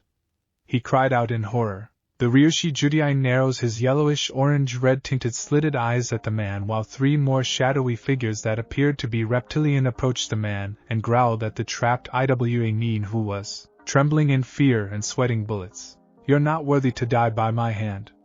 Instead, I'll let my friends here deal with you. They haven't had a decent meal for a while, and I'm sure they would enjoy tearing you apart, he replies in a dark tone while the raptors snarl, revealing razor-sharp teeth and saliva dripping from their mouths. Enjoy your meal, my Shurya Hanryo, hunting partners, Ryushi Judai replied and walked away. The raptors grinned at the whimpering nin. They then roar and leap down into the ditch and start to rip their meal apart. Kiji's blood-curdling screams echoed through the tropical forest due to the fact that he's being eaten alive by the ultimate predators. Bandit camp near the borders of Kaminari no Kuni and Hai no Kuni. 2 unmasked ANBU from Konoha were tied up in a tent with all their weapons and armor gone, leaving them in sleeveless shirts and black pants. They had bruises, cuts and a black eye on their beautiful faces. One appeared to be 20 and had red markings on her face, long brown hair that had a few bangs and was tied into a ponytail. She was Hana Inuzuka. The other female appeared to be 24 and had long purple hair that stopped to her mid-back and ivory-colored skin. She was Yugao Yuzuki. Both her and Hana were returning back to Konoha after completing an assassination mission. They were exhausted from the mission and were attacked and captured by 2 missing nin from Kumo and IWA. They were the Kuma Ishi, Stone Bear, and the Shurshur Hakureki, Thunder Lion, missing Nin from Kumo and IWA, wanted for the kidnapping and harassing of women both civilian and kunoichi. They were stripped of their weapons and thrown in a tent where they'd be used for stress relief. They also saw a bunch of other missing Nin that had women in cages who were crying and begging for help while the men just laughed at them. They got smacked around for a while and then the two left the tent. Hana had a few broken ribs and swore that she could smell blood which was flowing down the side of her hair. Same with Yugao. The Inuzuka heiress groaned in pain as she turned over to Yugao, who was coughing up blood, and spat. Damn it. I swear if I get out of this I'll castrate those bastards, she said, but winced in pain as she heard a rib pop. Kyuso, my ribs. Hana nodded but was too weak to talk. She knew that they would not get out of this, and they'd be harassed and killed once they're no longer needed. She was cursing inwardly. She'll never see her Ka-san, brother, partners, friends, family or clan again. Worse, she was gonna have her innocence taken from her by a criminal. When these thoughts came to her mind, she couldn't help but have tears fall from her eyes. Yugao saw this and couldn't help but feel sorry for her. It seems life is cruel after all, she said bitterly while Hana was sobbing quietly. Outside of the tent and in the camp, the missing Nin and bandits were drinking, laughing and harassing the women they caught who were in cages. Meanwhile, two figures in the shadows with yellowish-orange-colored eyes were watching this from the trees. Those pigs. Who do they think they are, treating women as if they were playthings? I swear none of them will leave this forest alive. Kasumi snarled, trying to keep herself from charging into the camp. Naruto wanted to do the same. He had already summoned raptors around the area and near the camp. I know, Kasumi. Wait a minute, he said as he saw a missing IWA Nin open a cage and drag a female out. Come on, bitch, he snarled as he dragged the kicking and screaming woman into the forest. Naruto narrowed his eyes. Stay here, Imuto, I'll deal with that scum, he says, getting a nod from her and vanishes. In the forest, the IWA Nin was swearing as he dragged the kicking and screaming woman through the forest. He had enough and grabbed her by the collar and slapped her. The woman had short brown hair and gray eyes. She yelped as she fell onto the ground. The IWA Nin grinned and unzipped his pants, revealing his erect member. The woman looks at him with horror and fear in her eyes. Don't worry. You'll enjoy this, he said. The IWA Nin was about to make his way towards the frightened woman until his body ended. He looked down to see a blade that was coated with his blood going through his chest. He coughed up blood as the blade was twisted and removed from his body, and the Nin fell to the ground and remained motionless. The woman looked up to see a masked hooded figure with yellow-orange slitted eyes staring down at her with what looked like a hilt-less sword with cutouts, teeth like serrations on the front and back, and a piercing point. He then flicks the blood off the sword and sheathes it. The woman whimpered and curled up into a ball when he walked towards her and knelt down. Are you all right? He asked in a concerned tone. She just looks at him for a while and nods. Good. Now go. There's a town not far from here. You should be able to get shelter, he said, and got up only for her to reach out and grab his arm. Thank you, she said, and kissed him on the cheek and ran off. Naruto sighs and then leaps into the trees while a raptor's head appears from a bush and grabs the dead Nin by the head with its teeth and drags it away. Kasumi was watching another Nin urinate in a bus, and she pulls out a black combat knife. She lands behind him, and before he could react, she shoves the knife into his groin hard.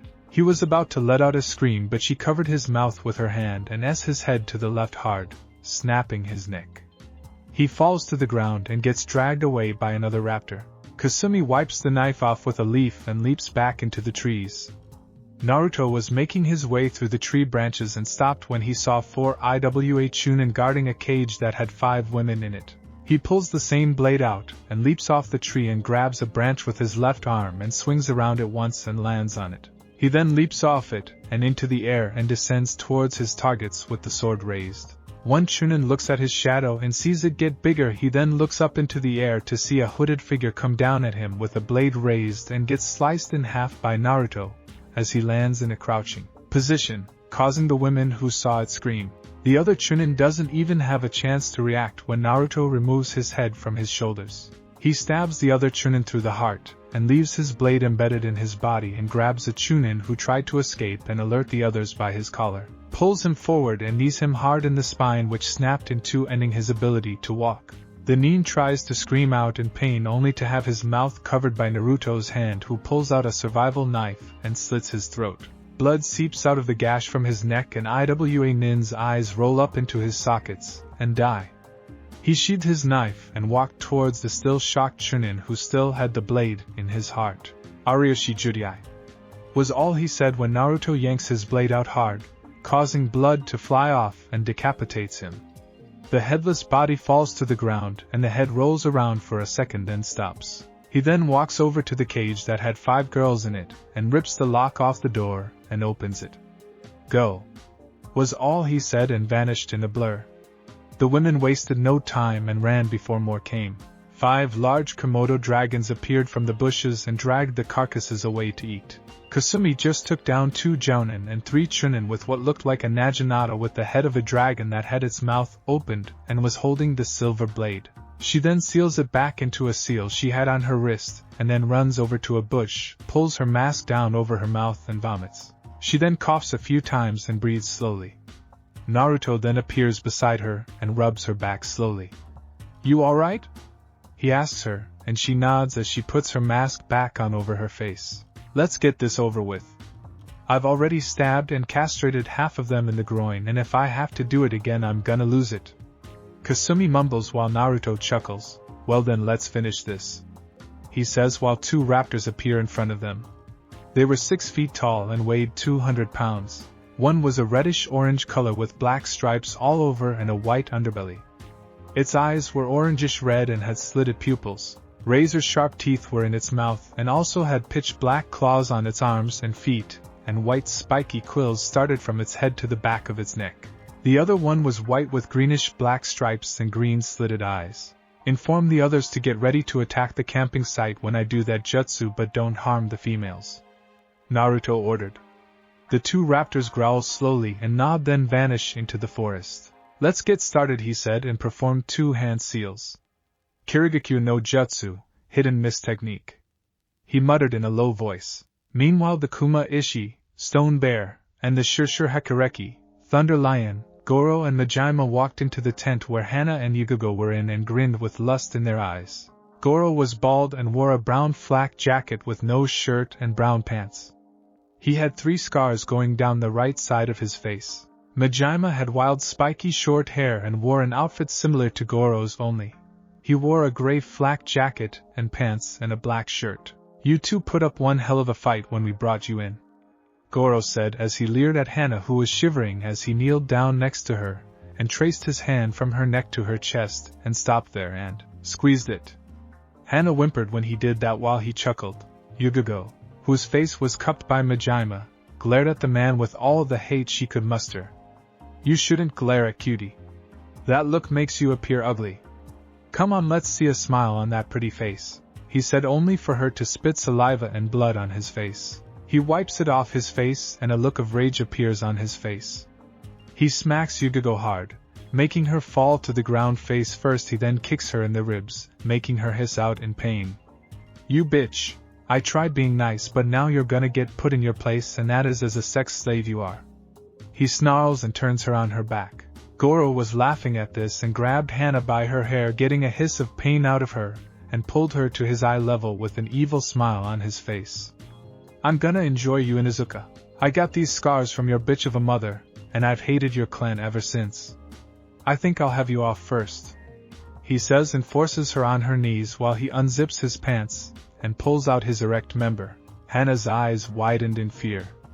If you bite me, you're dead, he growled and started to bring her head closer to his member while she struggled to move her head away from him while tears fell from her eyes. Majima forced Yugago's legs to open and he was smiling like a man. I hope you're a screamer, he said, and started to undo her pants. Meanwhile, a mist surrounds the camp, shocking everyone. What the hell? Where did this mist come from? Iwa Chunin asked while everyone got up and looked around. A deep dark chuckle surrounded the area, and so did a bunch of growls and snarls. You fools dare to enter my forest and defile women for your sick pleasures? Unforgivable. Ryoshi Judai will make you pay for your transgressions, he said while releasing killer intent, causing them to freeze up and sweat like crazy. Oh Kami. The Ryoshi Judai? We're dead, we're all dead. An Iwa Nin whimpered. That's when a bunch of red, green, yellow, and orange slitted eyes appeared throughout the mist. Now my Ryoshis, hunters, kill them. Let their flesh satisfy your hunger, he roared, making them all go pale as the eyes roared at his command and attacked, while their screams echoed through the campsite while the females hugged each other and covered their eyes while the sounds of screaming and flesh being ripped apart was heard. In the tent, Goro and Majima were about to claim their prize when the sounds of roaring and screaming was heard. What the hell is that? Goro said as he turned his head to the entrance of the tent. Hana decided to use this distraction to her advantage. She bared her fang and used what little strength she had to force herself to her feet and sank her fangs into the surprised man's collarbone and got the taste of blood in her mouth. Goro cried out in pain and ended up stumbling backwards out of the tent, and they both fell outside. Goro? Majima asked.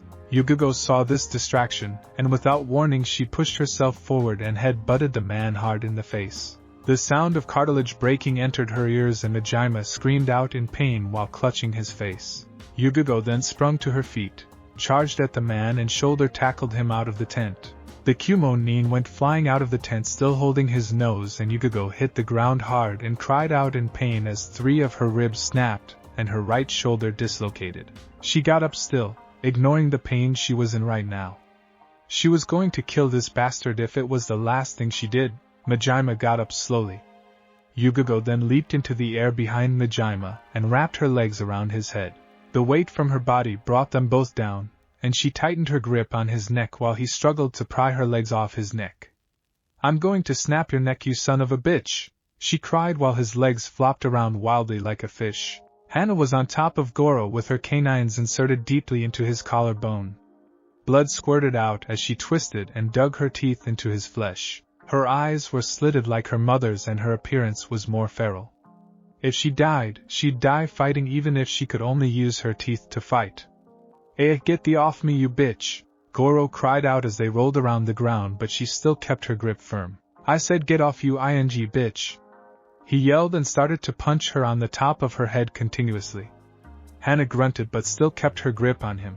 After a couple of hits her head started to bleed more, and her grip started to get weaker and her vision weaker.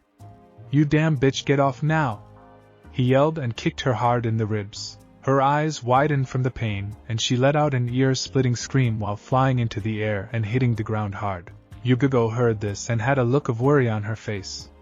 Majima took this chance and grabbed one of her ankles and sent electric currents through her body. Yugao let out a scream of agony as volts of electricity coursed through her body, frying her from the inside out. She releases her grip, rolls away, and curls up in pain as smoke rises from her body. Goro got up slowly and created an earth spear out of his right arm and walked towards Hana with a look of insanity in his eyes. Being my bitch. You're better off dead, he says and brings it up to the air while Hana was coughing up blood and trying to breathe at the same time. Die, he roared and brought the spear down, intending on running her through the head, but a silver blade went through his heart, making his body pause. Then it fell backwards, hitting the ground with a thud. A redhead with a mask covering half of her face appeared and walked towards the body of the stone bear, and removed her naginata from the body and severed his head. She then sealed it, and the body into a scroll. Well, that was fun, she said sarcastically, but then saw a female with markings on her face coughing up blood and having trouble breathing. Kasumi's eyes widened and she ran towards her and knelt down. She also removed the rope she was tied in. Majima now had her hoisted in the air by her throat and was cutting off her air supply. He then slammed her onto the ground and then slammed his foot down onto her chest, causing her to yell out in pain. He grinned like a madman as he added more pressure to her chest, making tears fall out of her eyes from the pain she was in. So you finally broke, huh? Good. He raised his foot off of her and pulled a sledgehammer from the seal in his arm and raised it high. Enjoy your new life in hell, he roared until he heard the sound of electricity and the sounds of an eagle crying. Washi-i-sasi-i, eagles cry. A voice cried out as he plunged his yellow lightning-covered hand through the man's back and out of his chest cavity. Blood fell from Majima's mouth as the hand tore out of the man's body and the sickening sound of flesh and bone being ripped was heard. Yugao looked up at her savior and saw him with a hood and mask covering half of his mouth, and saw a few strands of blonde hair. He pulls out a strange black sword and severs the head of the missing nin, and seals it, and the body away. He then stares down at her with his yellow-orange slitted eyes. He then sheathes the sword and walks towards her. She tries to sit up but falls back down in pain. Naruto kneels down, cuts her free from the rope, and looks at her. Your right shoulder is dislocated. I'm gonna put it back in place, he said. Yugao nodded and watched as he placed his right hand on her shoulder and his left hand on her arm.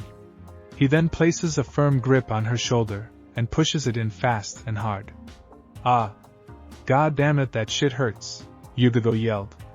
Naruto then placed one arm under her leg and the other one on her back and carefully lifted her up, holding her bridal style. What are you doing? She asked with a tint of pink on her cheeks due to the fact that she could feel the muscle from his arms. Helping you up.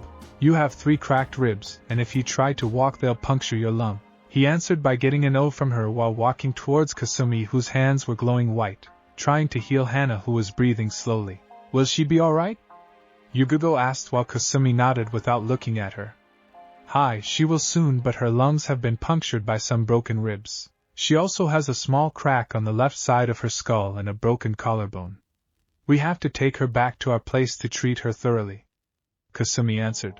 Naruto performed one-handed seals and finished them at the ram's seal. The raptors had just finished with their meals and were now leaving the bloody camp. Kasumi stopped healing Hana and went to free the women. After that, she helped Hana up, who winced in pain.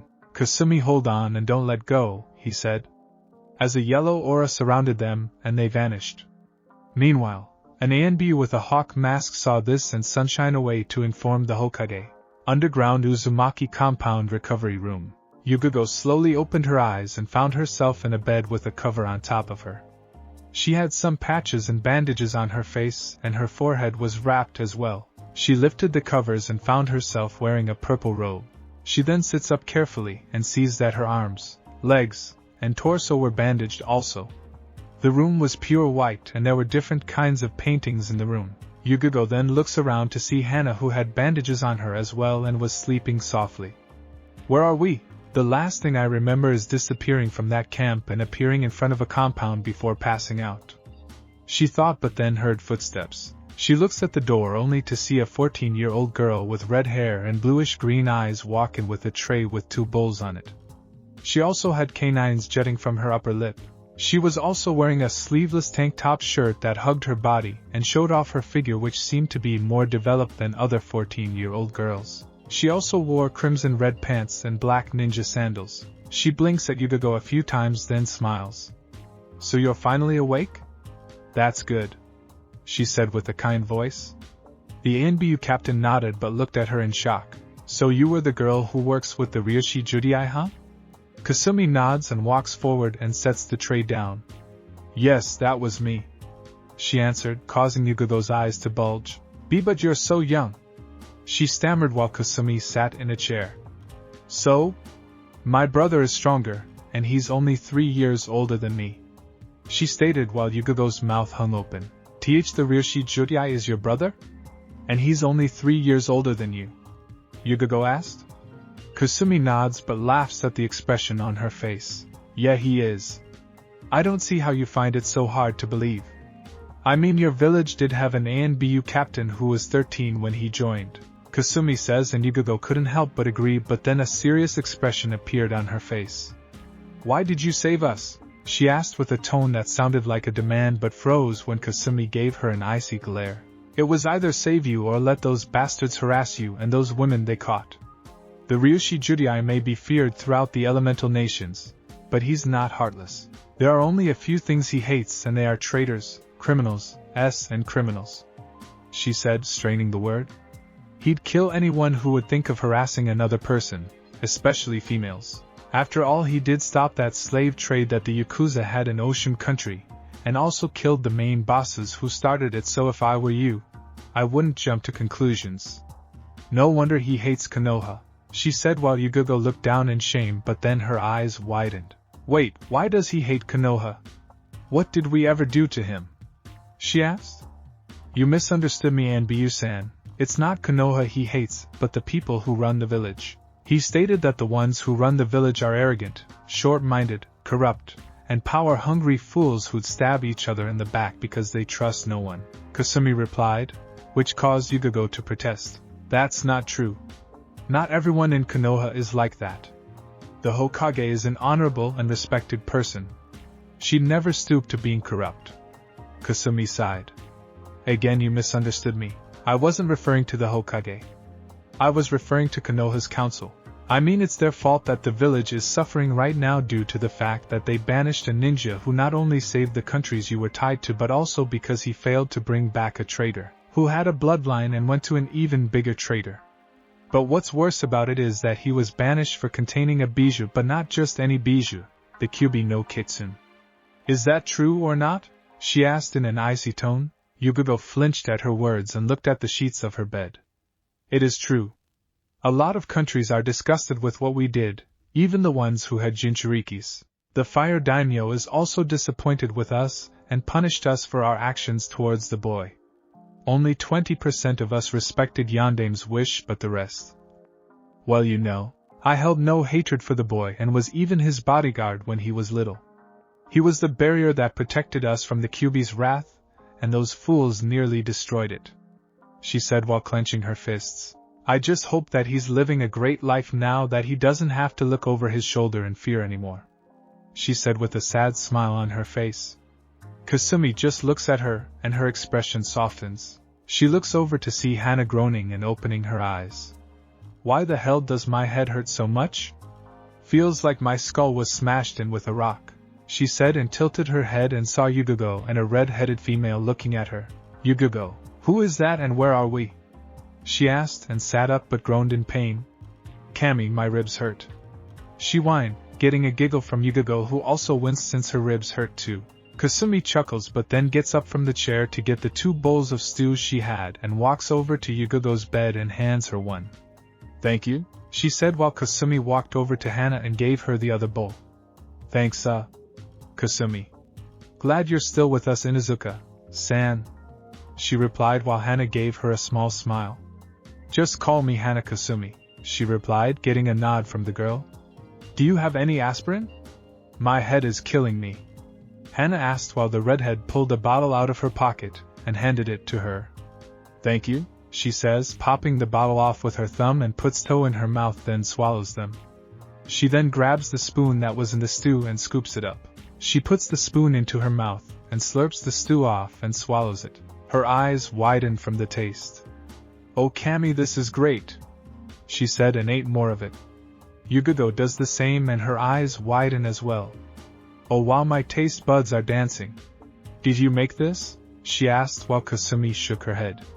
No, my brother did, she answered, getting shocked looks from them. Your brother cooks? Hana asked, shocked that a male could actually cook. Yep. He can practically cook anything from scratch.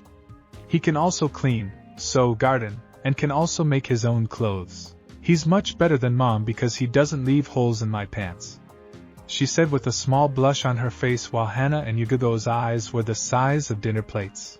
Hana returned to normal and asked, Is he close to my age and is he single? She asked with stars in her eyes. Hana! Yugao yelled out but also couldn't help but want to wonder the same thing. You know, for 2 women who had just recovered, you sure do have loud voices, said a blonde male who walked in the recovery room. He was 6'0" and wore a black sleeveless muscle shirt that hugged his body like a second skin, showing off his chest and abs as well as his arms that were muscular but not overly muscled.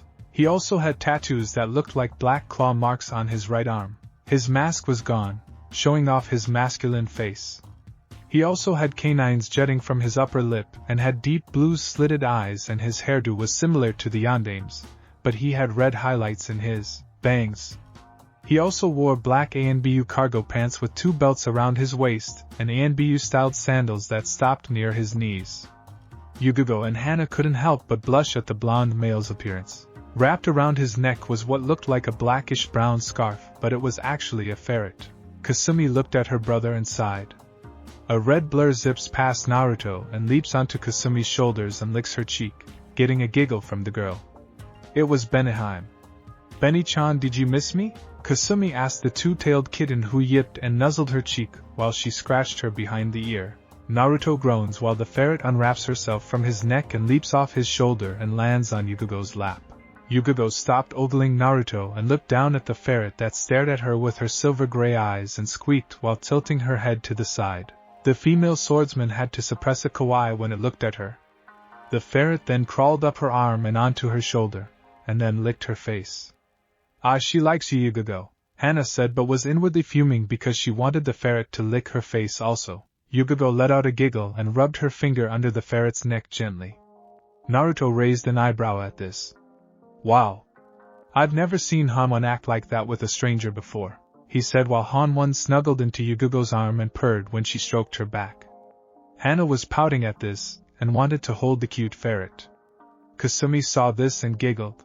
Benihime leaped off of her shoulder, and ran to Hana's bed and laid in her lap, shocking the girl. She then stroked the fox's ears and she purred. "Why does this fox have two tails?" Hana asked, and Naruto answered. "She was born with them. Her mother had 3 tails though. She won't gain it until she turns 2. Benihime looks at him, and glares. "Don't give me that fox look. You know I'm right," he says while she yips at him, and lays her head back down. "Cranky fox.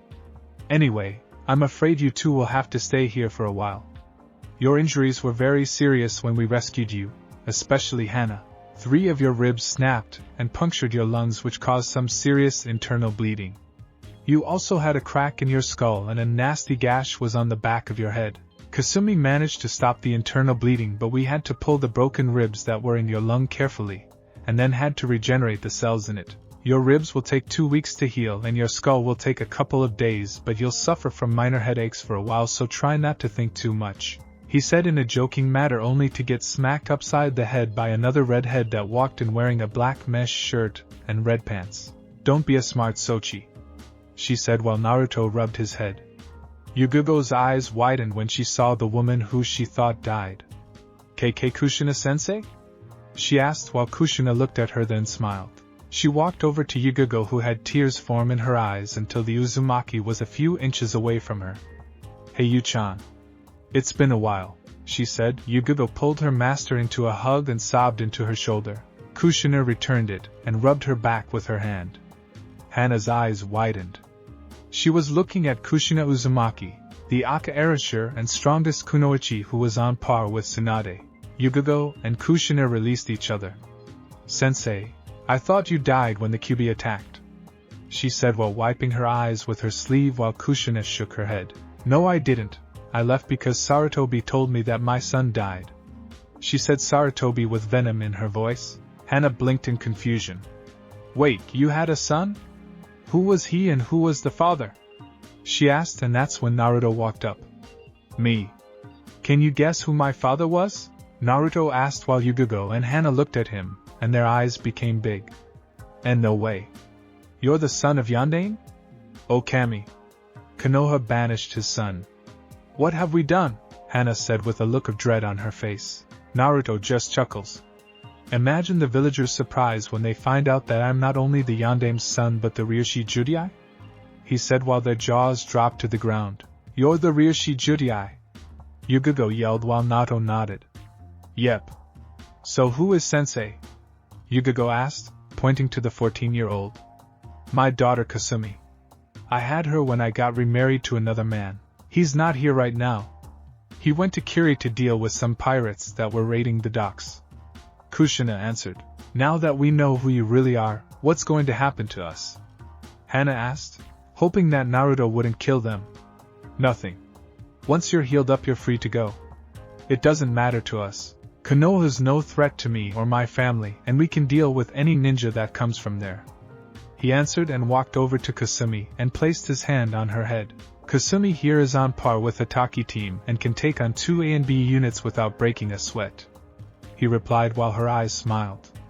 "Sorry, but I won't tell you how strong I am." That was when a raptor appeared in front of Naruto, growling and chirping. Said Blonde's eyes widen and they narrow. "How many?" he asked while the raptor chirped. Damn. Ka-san, I'll be back. We appear to have some guests in our jungle, he says and walks out of the room while the raptor disappears in a puff of smoke. Naruto, who is it? Kushina asks. Naruto turns around with a dark look on his face. Konoha nin, he answers while his eyes went from deep blue to yellow-orange. Kushina's eyes widen and her eyes narrow. Take Kasumi with you and deal with them. Try not to kill them though. Break them in half if you must, she said while Naruto nodded. Let's go, Kasumi. We have trash to throw out, Naruto called out, and his Amuto ran out of the room saying hi, and ran past him to get her gear. Naruto then walks into the dark tunnel as well while his eyes glow in the dark. Meanwhile, several Konoha nin were running through the dark dense jungle. They were Asuma, Guy, Anko, Kurenai, Kakashi, Neji, Kiba and Akamaru. Their mission was to search for Yugao and Hana, who were reported to have been abducted by the Ryoshi Judai and his partner by an ANBU. Sunade had no choice but to send them to try to retrieve them or listen to the council bitching about it. Kakashi, however, was still a chunin despite the elders' protests, but the Senju wouldn't hear it, stating that he abused his position and needs to be humbled. His colleagues heard about the thrashing he got from Kurenai after what he said and didn't feel sorry for the man. They just ignored him and didn't invite him for drinks or any other things they did on their downtime. Anko also gave the Cyclops a thrashing he'd never forget. They continued to run until Asuma stopped, as did the others. They heard growling. What that hell was that? Anko asked. Don't know, but I've never heard something growl like that. Kiba sniffed the air and got stiff. Whoever growls like that is reptilian, Inuzuka replied. Neji activated his Byakugan to try and find the source. That's odd. My Byakugan isn't picking up any heat signatures. They must be capable of lowering their body temperatures, he said as he increased his vision, but still got nothing. Great. So we do not know if they're a threat or not? Kakashi asked while Guy pulled out 2 black tonfas. Get ready for a fight, everyone. Whatever Kiba and Akamaru's senses are close by, he said in a serious tone. Asuma pulled out his trench knives, Kiba flexed his claws and Akamaru's first stood up. Neji got into a Juken stance with his Byakugan activated. Anko pulled out 2 kunai, as did Kurenai and Kakashi. Suddenly, a bunch of red, yellow, orange, and green eyes appeared around them, growling from the tropical plant life. One leapt out of the plant life that hid them and landed a couple of feet away from them. The Jounin had looks of shock, fear, and awe when they saw the reptilian creature stand before them hissing. It was 6 feet tall, 13 feet long, and weighed around 200 pounds. Its skin tone is a blackish-brown color, had a 2 light blue stripes starting from its neck to the end of its tail, and was white on the creature. Also had a crest on the middle of its nose that was red, and it had feather quills on the back of its head that stopped to the end of its neck. Its red slitted eyes stared the Jounin down. It also had a long thick tail that it could probably be used for combat, but that's not what got their attention. On its long arms were 3 pairs of long black curved claws that appeared to be razor sharp, and on its feet were 3 claws, but the third one was longer and stood straight up and looked like it could cut a person open with a mere twitch. The creature then snarled and opened its maw, revealing a pair of razor sharp teeth that could tear through flesh as if it were paper. Every Jounin had wide eyes when they looked at it. What kind of animal is that? Kurenai asked while the raptor started to walk left and right in a slow fashion while eating his new prey. Saliva dripped from his mouth and his hisses grew louder. Who knows? But something tells me that we're on its menu, Neji replied. Akamaru tensed up more and growled at the bushes. 14 more of them came out of hiding, hissing and snarling at their new prey while approaching them slowly, flexing their claws and snapping their teeth a few times. Some were dark brown with green slitted eyes, others were whitish-gray with blackish-brown spots and yellow slitted eyes, and the rest were orange with tiger-like stripes and orange slitted eyes. Shit, this doesn't look good, Asuma said while increasing his grip on his trench knives. Anko grinned at them and licked her lips. I wonder if I can keep one as a pet? The snake mistress replied, getting a glare from Kurenai. This isn't the time to joke around, Anko, Kurenai said while Anko chuckled. Who said I was kidding? Anko answered back while the others got ready. What are they waiting for? Kiba asked Niji, for their leader to order the attack. They're not just animals like Kiba. They're smart. They're a pack who work as a team like we do. I suggest we keep our distance from them. Their claws and teeth prove that they're proficient in close combat, which is bad for most of us. Hyuga answered. Kiba snorted, so what? They're a bunch of overgrown lizards. I doubt they could take on Inuzuka, he said arrogantly. The leader heard this and his eyes flared and he snarled loudly at the two-legged mammal. How dare that ninja mock us? I'm gonna enjoy ripping him apart, he ranted in his mind. He then lets out a roar and charges at the ninja who mocked him. Oh shit, he's coming for me, Kiba cried out as the predator moved at a speed that seemed impossible for a creature its size. Guy moved between the raptor and Kiba and swung the tonfa he had in his right arm at him. To everyone's surprise, it leaped over Guy, who was also shocked, landed on the ground, and charged at the frightened Inuzuka with its maw open wide and its claws ready to rip him apart. Before he could do that, Anko delivered a roundhouse kick to the leader's side and sent him tumbling on the ground.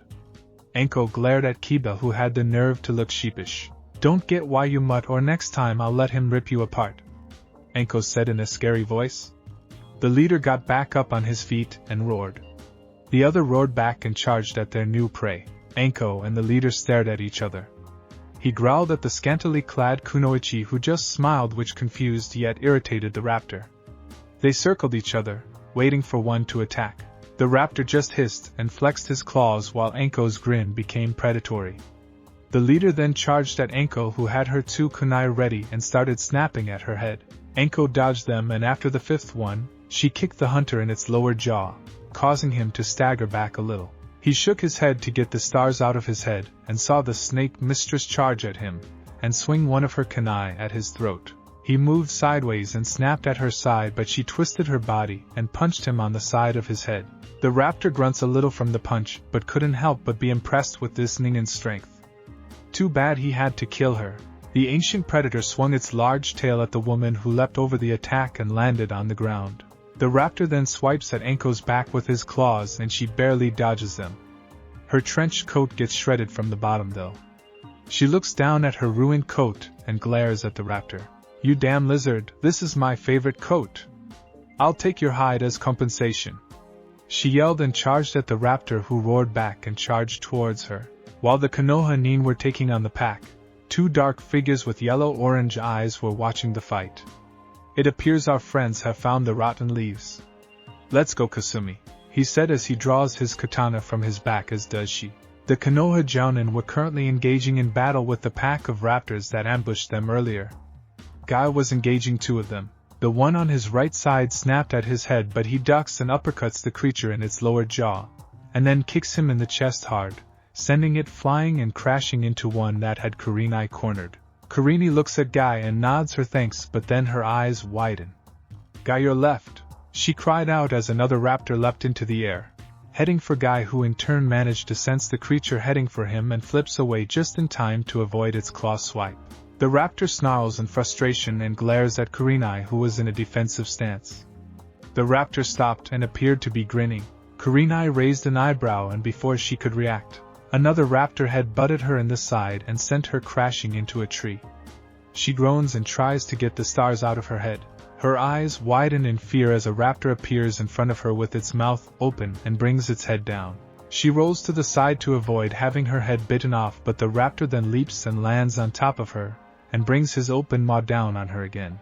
Kurenai manages to plant her foot on its chest to stop the creature, but struggles to keep maw from ripping her face off.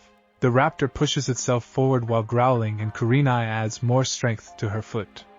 Damn it, this creature is strong, she thought as saw saliva dripping out of its mouth and landed on the side of her face while she grimaced in disgust. Hiya! Yelled Anko, and the alpha raptor was seen flying towards the one that had Kurenai pinned. He crashes into the other one, and they're sent tumbling to the ground. Anko appears beside Kurenai and helps her up. Kurenai took one look at Anko and couldn't help but sigh. Her hair was a mess, her trench coat was torn up, and she had cuts, dirt, and slash marks all over her fishnet outfit that was especially ruined. Anko, what the hell happened to you? She asked while said woman was snorting. Stupid lizard ruined my favorite coat. Look at it! She whined while one of the sleeves fell off and hit the ground. Anko looked down at it and yelled, "That does it! That lizard's hide is mine!" She screamed and charged at the dazed alpha raptor, who just got up as did the other, and then got socked in the head hard and was sent flying into a tree and hitting it hard. The alpha groaned and staggered a little. It snarled at Anko and let out a roar filled with rage. It was about to charge but froze for a bit. He then let out a few chirps and hisses, and the other raptors stopped their fighting and ran off into the jungle. The alpha gave Anko a look and snorted at her.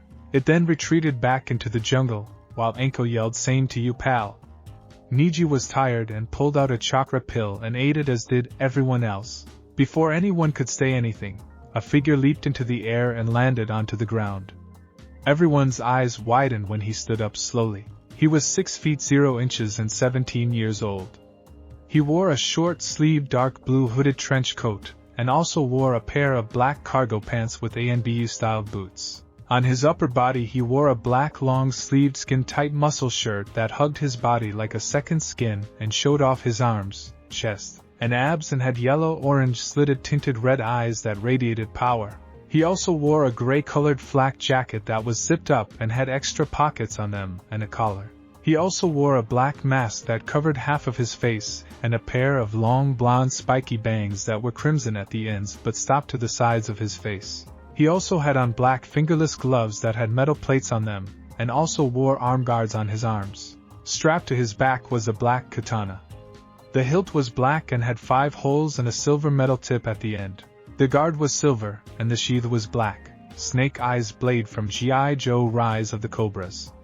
He also had 2 strange knives strapped to the back of his belt, as well as 2 on his right and left leg. He glared at the Konoha Nin and released murderous intent that was on par with the Sanins, making it difficult for them to breathe, especially Niji and Kiba, who never felt this much in their life. "What are you Konoha Nin doing in my territory?" he asked in a dark tone that sent a shiver down their spine.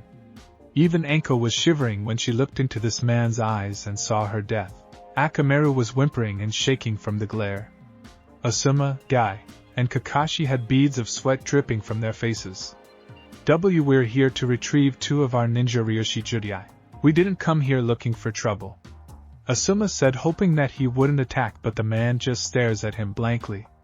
"Is that so? Well, I'm sorry to say that I can't hand them over," he answered, getting shocked looks from them.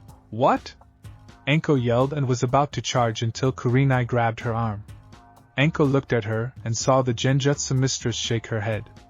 "You bastard, give me back my sister!" Kiba yelled and flexed his claws. Ryushi just looked at the Inuzuka and snorted. "No," he said, making the Kiba growl.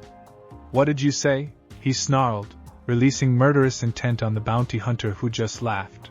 "Is that all you've got? Pathetic. I've faced pirate lords with more intent than the amount you're releasing, and I suggest you cut it off, or I'll make you," he says as he cracks his gloved hand. Niji sees the look on Kiba's face and responds. "Kiba, don't act rash. He's antagonizing you to attack him, and don't forget we're facing the Ryoshi Judai. Not to mention that we're in his territory, so calm down," the Hyuga says and looks at the man with his Byakugan, but to his shock he can't figure it out. Kiba clenches his fists in frustration. "Damn it," Guy then speaks up. "Please, Ryoshi-san. We're just here to get our comrades back. Like my friend Asuma said, we're not here to fight you," the spandex-wearing ninja said. Naruto stares at the man but chuckles. "Like I said to your teammate, I won't hand them over. Now leave before I make you," he says, getting impatient. "I'm not going anywhere until I get Hana back, damn it, now either you do it or I'll make you," Kiba roared out loud. Ryoshi smirks under his mask. "Why don't you make me, mutt? I'll be more than happy to kick your sorry ass around the field and back," he says. The Inuzuka's eyes flash with anger, and he then charges at the hooded figure in a blind rage and ignoring the yells of the others telling him to stop. Ryoshi smirks while Kiba charges at him. Kiba was about to strike him in the face until Kiba finds himself on the ground with his arms pinned behind his back and feels the cold, sharp end of a blade pressed against his neck and freezes. "You shouldn't let your emotions cloud your judgment, Konoha Nin. It could get you and your comrades killed," said a feminine but dangerous voice. Sitting on top of Kiba with a blade at his throat was a red-headed female who seemed to be around 14 to 15, wearing a mask similar to the Ryoshi Judai. Her eyes were bluish-green and slitted. She wore a black cloak over a red and black ninja outfit, and strapped to her back was a katana in a red sheath. Asuma cursed at Kiba's actions. Kakashi was about to pull out a kunai and strike Kasumi with it. Keywords were about to, but then hunched over and gasped in pain as a fist connected to his gut, courtesy to the Ryoshi. Bad move, he whispers silently. The bounty hunter then backhanded the knee on the side of his face and sent him flying into Guy, who avoided being hit and saw an incoming fist heading for his face and barely blocked it, but the strength behind it sent him crashing into a tree. Niji tried to sneak up behind the man and strike him in the back with a juken attack, but Ryoshi sidestepped the attack, shocking the Hyuga and grabbing his wrist. Before Niji could react, Ryoshi kneed him in the chest, making him gasp out in pain, and then he grabbed him by the face, lifted him into the air and slammed him into the ground hard. Then he ducks to avoid a roundhouse kick from Anko and sweeps kicks her, making the snake mistress hit the ground hard, and then twists his body to avoid being slashed by a trench knife and hits Asuma in the gut with an elbow. Asuma grunts in pain as the hunter vanishes in a blur when Akamaru snaps at him with his teeth and appears next to Kasumi. The other nin get up but stop. Don't move or I'll give your friend here a new hole to breathe out of, Kasumi says in a threatening voice, making them tense up. Ryoshi, however, just smirks at them and dusts off his trench coat. I warned you nin not to do anything, and now look. We have a hostage, he said while Kasumi punched him in the head to make him stop squirming. Great, what do we do now? Anko asks. Asuma sighs in frustration and glares at Kakashi. What the hell were you thinking trying to attack her? She would have slitted Kiba's throat and killed him before your kunai hit its mark. The son of the Sandan growled while the Cyclopes flinched. Ryoshi chuckles while looking at the nin. How about a trade-off? I'm willing to hand the mongrel over, but you have to hand those two over, Ryoshi says, pointing to Anko and Kurenai, getting a shocked look from the nin. What? Are you serious?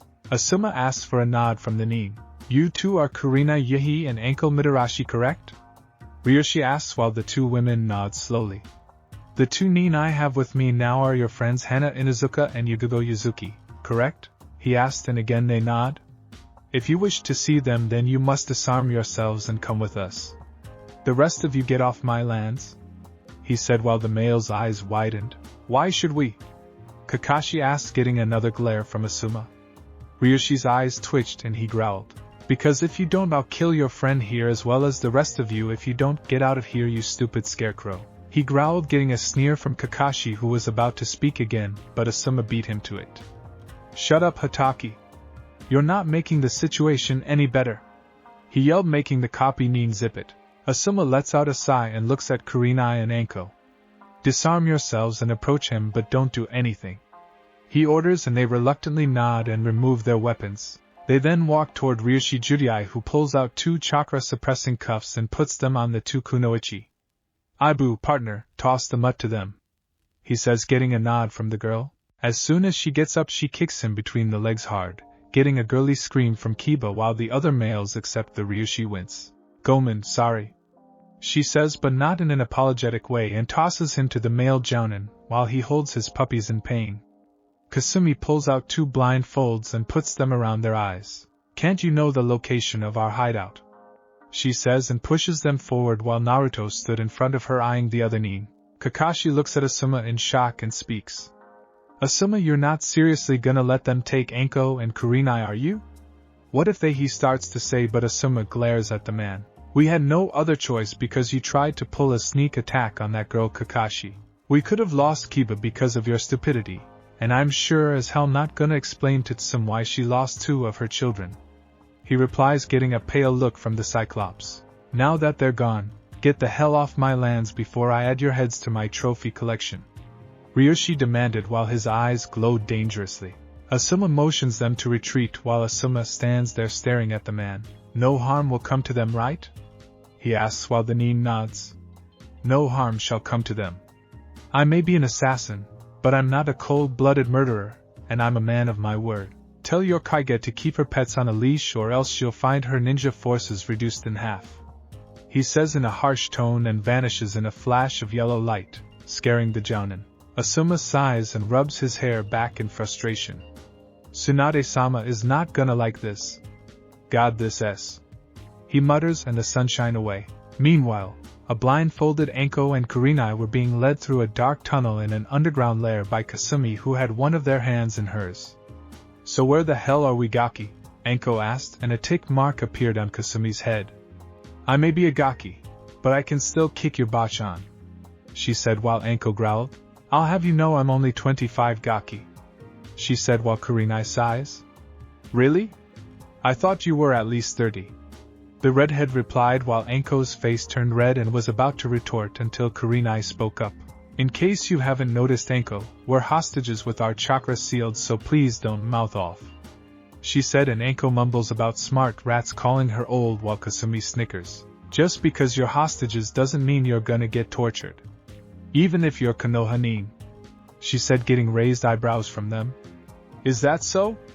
If you're not gonna torture us, what will you do? Anko asks, and Kasumi looks at her with an eye smile.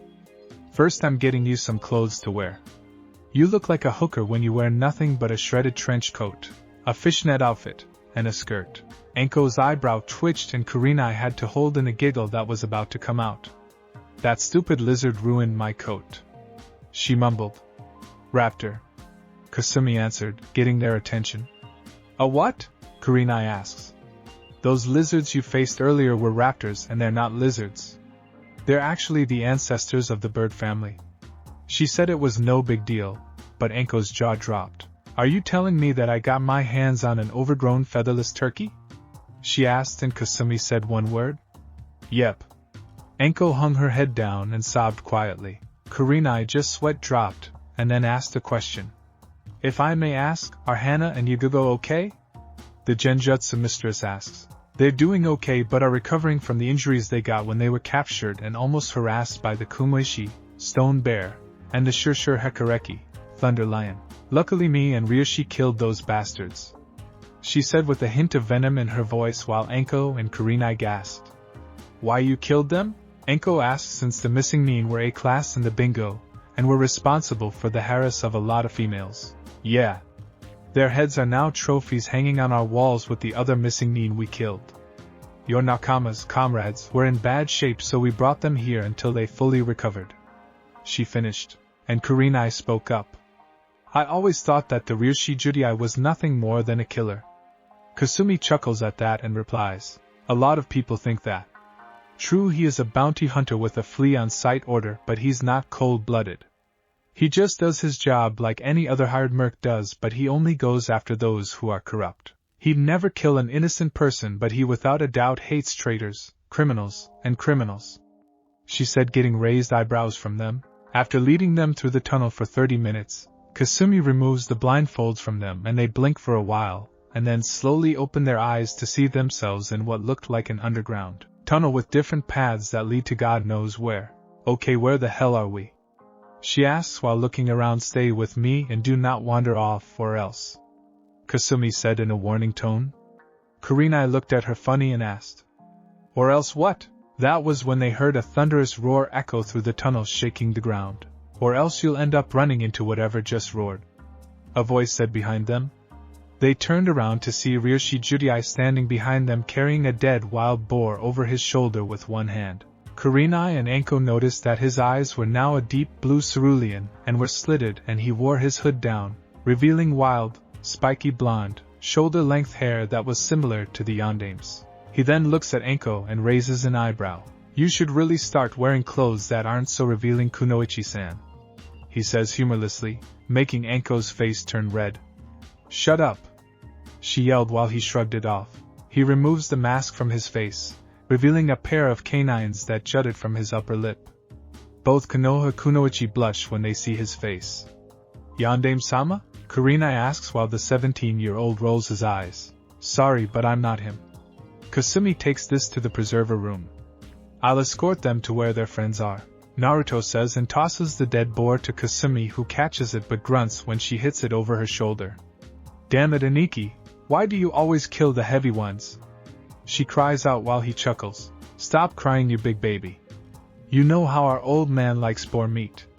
He says and watches her leave but mutters about fathers with bottomless pits and brothers being smartass. Naruto smirks when she disappears and places an arm on Anko's and Kurenai's shoulder, causing them to tense up but relax when gives them a small smirk. Calm down you two. I may hate Konoha but I won't damn the innocent. Come with me and I'll take you to your friends. Ha says in a calm and gentle tone. Anko and Kurenai nod and try to hold in the blushes that were about to form on their faces while Naruto leads them further into the labyrinth. As they walked through the labyrinth, Kurenai and Anko kept glancing at the man who was supposed to be a cold-blooded killer who'd kill you if you were his target, but he hasn't given them a reason yet to be afraid of him. That's when Kurenai said, Ariyoshi-san, that girl who escorted us into this place called you Aniki. Are you two siblings? She asked and he nodded. Yes, she's my half-sister on my mother's side. He replied. Anko raised an eyebrow at what he said. Half-sister? So you both have the same mother but different fathers? Again he nodded. My biological father died the day I was born, and no, I won't tell you who he was. And don't let her appearance fool you. She may be young but she is strong enough to handle 3 squads of A and B level nin. Naruto replies while they look at him in shock and could tell that he wasn't joking. Wow. Anyway, how bad was Hana and Yugago's condition? Anko asks. Hana, I believe, had 3 broken ribs that punctured her left lung, a gash on the back of her head as well as a crack on the right side of her skull. Yugago had 3 broken ribs, a dislocated shoulder, and burns from a lightning jutsu, he says, and Kurenai gasps but gets a reassured look from the man. Relax, Miyamoto managed to heal them but they won't be fighting for a while. Naruto replies and they find themselves near a door that says recovery room. Well, here we are, he says and pulls out a key, then removes the cuffs that were around their wrists. Anko and Kurenai rubbed their wrists while Naruto opened the door and let them walk in first. When the 2 kunoichi walked in, they saw a bandaged-up Yugago and Hana in a bed petting what looked like a black and brown ferret, and a 2-tailed fox that were cuddled up in their lap. Anko and Kurenai's eyes widened when they saw that their 2 friends were okay. Yugago turned her head to see Anko and Kurenai, and her eyes widened in shock. Hana did the same and said, Anko? Kurenai? They asked. The next thing the recovering kunoichi knew, they were in a bear hug courtesy to Anko and Kurenai. You're both okay. Anko cried out while Yugago's face was turning purple as was Hana's. Anko-chan, please let go of my ribs. Yugago strained while Hana was struggling to breathe. Air, Kurenai-chan. I need air. Hana choked out. Anko and Kurenai noticed what they were doing and released them while smiling sheepishly. Sorry about that, we're just happy to see you're both okay. Kurenai said while Hana and Yugago smiled. Thanks, but try to show it by not crushing our ribs, Hana said while massaging her sides, making them laugh a little. Yugago noticed that Anko's trench coat was shredded and her fishnet suit had claw marks. The female swordsman raised an eyebrow and looked at her. Anko, what happened to your outfit? She asked, and Anko just looked at it, and a small blush appeared on her face, and she rubbed the back of her head. It's a long story, Yu-chan. Anko replied and looked at Ryoshi. Speaking of clothes, you wouldn't have any to spare, would you? Anko asks while Ryoshi pulls out a scroll, unrolls it, and in a puff of smoke, there's a black 2-piece bodysuit and a black trench coat. Sorry, but I don't carry women's underwear on me, so you'll have to use the ones you're wearing, he said, but then noticed a blush on Anko's face and looked at her with a raised eyebrow. You are wearing underwear under your clothes, aren't you? He asks, and Anko just looks away from him without saying anything. Hana's sweat drops, Yugago sighs, and Kurenai faces faults at her friend's actions but then stands up glaring at the snake user. Anko! Kurenai yells out, and the woman looks at her trying to look innocent. What? She says in an innocent tone. Kurenai starts to talk but just lets out a frustrating sigh and shakes her head. Forget it, I'd just be wasting my energy. She mumbles while Anko just grins. You know you love me, Nai-chan. She coos out while Kurenai looks at the Ryoshi Judai. Would you not hold it against me if he end up strangling my friend over there? She asks while Anko makes faces behind her back, getting a sweat drop from the hunter. Kurenai turns her head back at Anko, who again has the innocent look on her face. Kurenai's row twitched, and was gonna strangle her until she felt something rub against her leg. She looks down, and sees a two-tailed fox kit with crimson fur rubbing against her leg. The kit looks up at her with light pink eyes and yips. Kurenai just looks down at the fox and stares at her, but on the inside she was squealing kawaii. The genjutsu mistress smiles down at the fox, kneels down, and scoops the fox up in her arms while the fox yips and starts to lick her face. Kurenai giggles as the fox continues to lick her. She then scratches her behind the ear, getting a purr from the fox. Anko was pouting at this. No fair, why do all the cute ones go to Naichan first? She whines while Hana and Yugao giggle at this. Naruto chuckles at this, then speaks up. I'm pretty sure you two are hungry, so I'll bring you some food back, he says, and starts to leave. Kurenai was gonna object, but her stomach growled out loud, causing the ruby-eyed woman to blush in embarrassment. Anko snickered and felt something on her shoulder. She looked and saw a black and brown ferret that squeaked and licked her face. Anko squealed and hugged the fur ball, nuzzling her cheek against it. She's so kawaii. The snake mistress squealed while the others' sweat dropped at this. Konoha no Sato Hokage Tower. What did you just say, Asuma Sarutobi? Sunade yelled from her now destroyed desk that it was nothing more than firewood. Shizen was curled up in a corner, trembling like and holding a trembling tauntaun in her arms and close to her body. Asuma was now gulping and sweating like crazy as he saw the murderous look in Sunade's eye. The Ryushi Judai has Kurenai and Anko Hokage-sama. If we hadn't handed them over, then his partner would have killed Kiba and us as well. As the leader of the mission, I had no other choice but to do as he said, not to mention that he temporarily disabled Guy, Kakashi, and Niji without even trying. He also told me to tell you to keep your ninja in check, or he'll see to it that our forces are cut in half, he explained while Sunade growled out loud, picked up her chair, and threw it out the window, shattering it. She ignored the scream that came from outside and then let out a frustrating sigh. Great. Just great. 4 of my kunoichi are in the hands of an S-class merc. There's no telling what he's doing to them, Sunade says, but then Asuma speaks up. Actually, Hokage-sama, I don't believe the Ryushi Judai will harm them, he says while she looks at him with a look that says explain. Didn't the ANBU who reported this say that he and his partner saved Hana and Yugao from the missing mean and his partner treated them? If wanted to kill Hana and Yugao, he would have done so a long time ago, he responded while the last Senju looked at the wall and sighs again. True, but what about Kurenai and Anko? They're now his captives and I can't send any more ninja. He'll weaken us and that'll give villages like IWA an opportunity to attack us. Can this get any worse? She groaned out, and that's when an ANBU appeared, kneeling down to the leader of the village. Hokage-sama, the council wishes to speak with you, he says, sunshine away while Sunade smacks her head. Why do you hate me, Kami-sama? She asks and walks out of her office. Council chambers. 20 minutes passed while the council members were arguing about what happened. Sunade heard enough and slammed her fist onto the desk. Shut up. All of you, she yelled, and they did. Sunade lets out a sigh and Sim speaks up. Hokage-sama, we need to deal with the Ryushi Judai now. He has my eldest daughter as well as 3 of our kunoichi captive. Who knows what he's doing to them, she cried out. Yasha just snorts at this. I don't see what the big deal is. They can be replaced, the Haruno matriarch says, but ends up getting a glare from the clan heads, especially Tsum, who wanted to rip her apart. I dare you to repeat that, Haruno. Tsum snarled while the woman paled. Yasha, shut up. I didn't ask for your input. Matter of fact, the civilians and elders leave. This is a shinobi matter, Sunade says, and ends up hearing them whine and protest until Sunade punches the table. I said get thee out. She roared while a vein throbbed from her head and the civilians and elders left out of there, and she sighs. Listen, Tsum, I understand that you're worried about your daughter and you want her back, but you have to understand that the village is in a dire situation and our forces still haven't recovered from the invasion. I just can't send an army to find a few people even if said person is a future clan head. I'm sorry, but I can't waste my efforts on this, she said while Tsum just looked down without saying anything. She then gets up and leaves the chamber so no one could see the tears running down her face.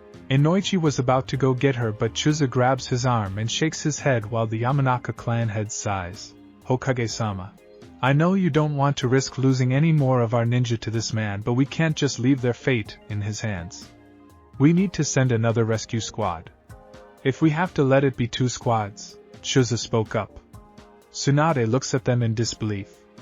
Are you serious? Do you realize that I'm sending a squad to face someone whose reputation could and probably on par with that of the Yandames whose status had a flee on sight order? She asks them and they look at her and nod.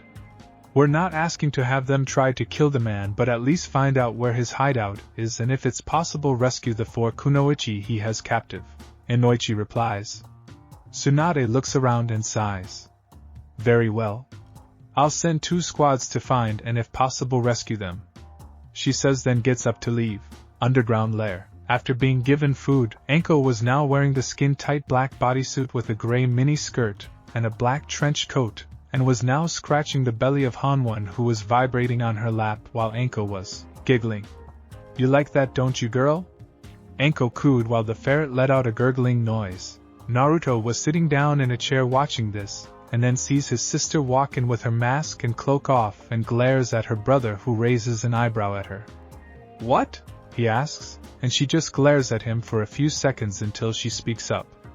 I got boar blood on my outfit, and I had to take 2 baths to get rid of the smell. Do you have any idea how gross pig blood smells? She says, raising her voice at him, but he shrugs. Yeah, but I'm not a sissy like you are, Imuto. Naruto says and ducks when she throws a black bingo book at him. Baka! In case you forgot, I'm a girl, she yelled while he just smirks at her. He then gets up and walks towards her. They stare each other down, and then he thumps her on the forehead with 2 fingers, getting a yelp from the girl.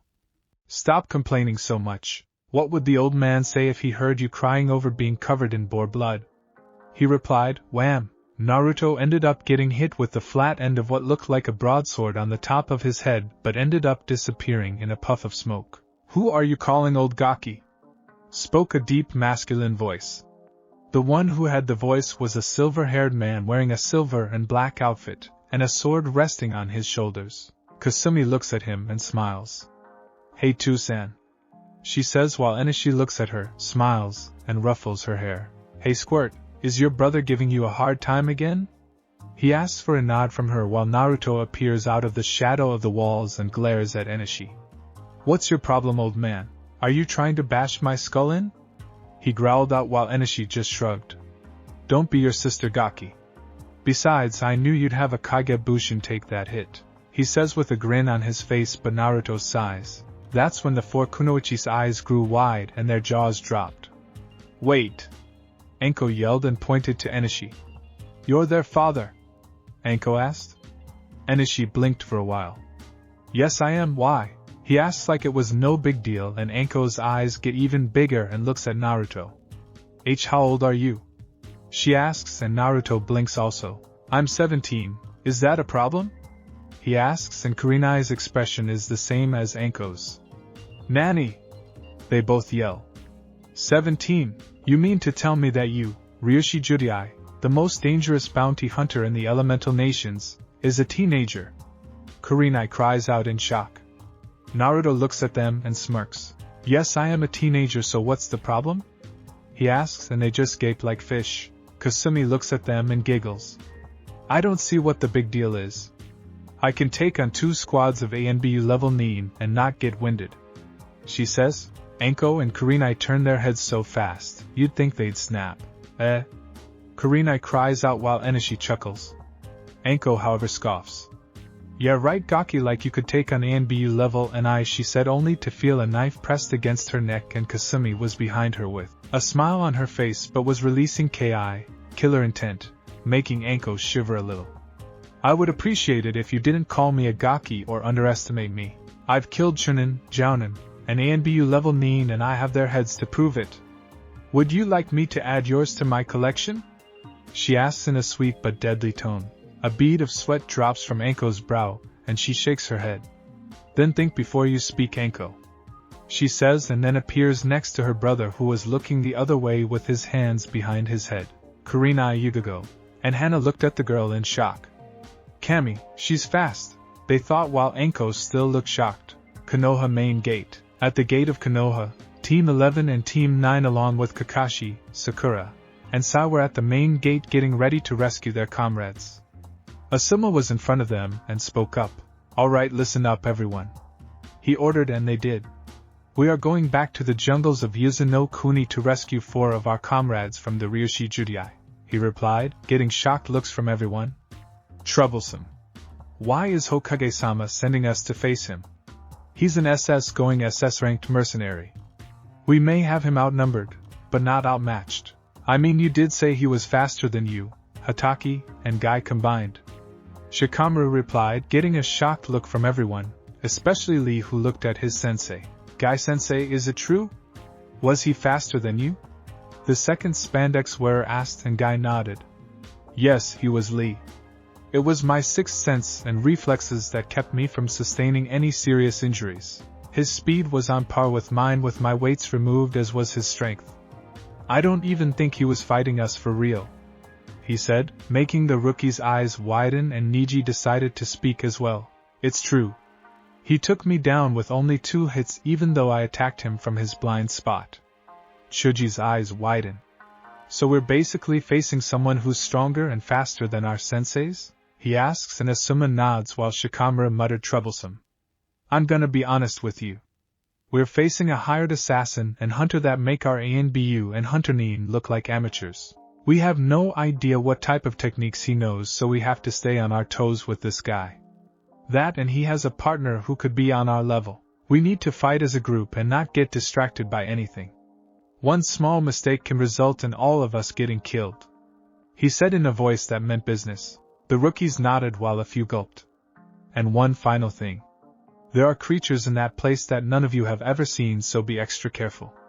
Now let's move out," he orders, getting highs from them, and they move like blurs out of the main gate and head for Yuzu. Question is, will they all make it out of the place alive? Kurenai was currently helping Yuga go back into the bed, and Hana was currently sleeping with Beneheim sleeping on the end of her pillow. In the underground lair, the sound of swords clashing can be heard. Anko and Kasumi were in an underground dojo watching Naruto and Enishi engage in a kenjutsu battle. Enishi was using his claymore while Naruto was using his okatana.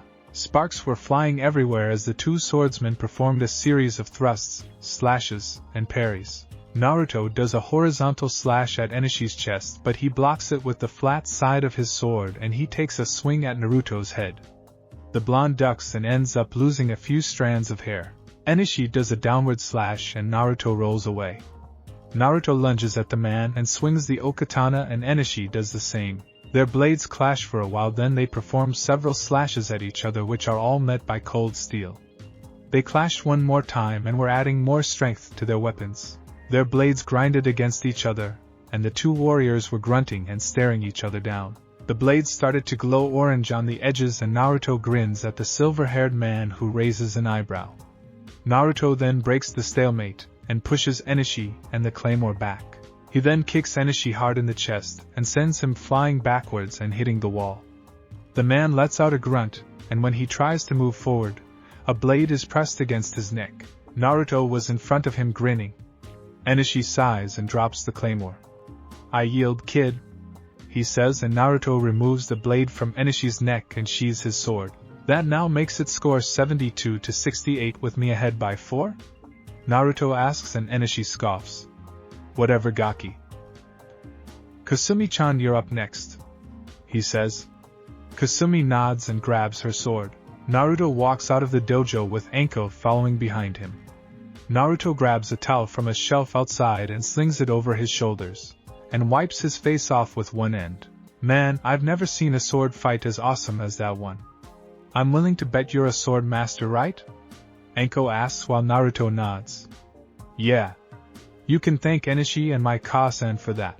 They practically beat Kenjutsu on me. I got the scars to prove it," he said jokingly. Anko laughs at what he says. "Too bad Yugao missed it.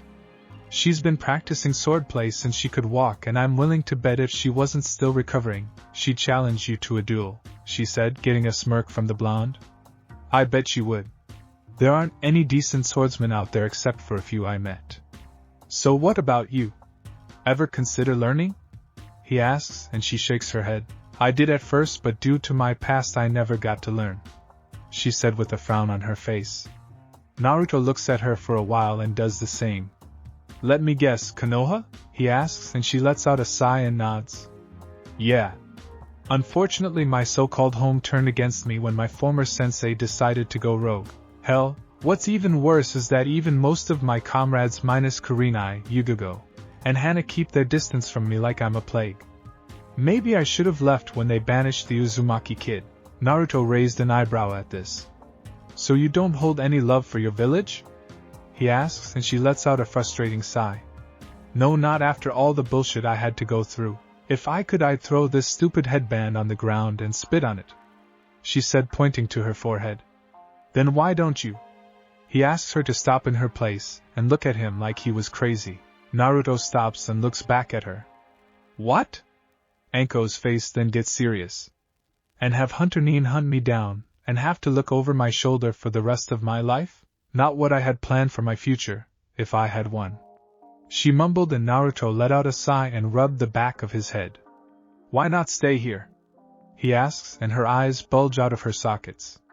Are you serious? She asks, and he nods. Yeah. This place is mostly jungle. No ninja would be crazy enough to face the creatures in the wilderness here, and plus, this is my territory, and if you were under my protection, people would think twice about harming you. He said, and she thinks about the pros and cons of the offer. Sure, she'd be away from the glares and insults, but what about her friends? How would they react if she became a noob nin? He saw the looks of confusion on her face and placed a hand on her shoulder. If you're wondering about your friends, then I'll offer them the same. I'm pretty sure they'd accept your decision if they were truly your friends. Besides, don't friends look out for each other?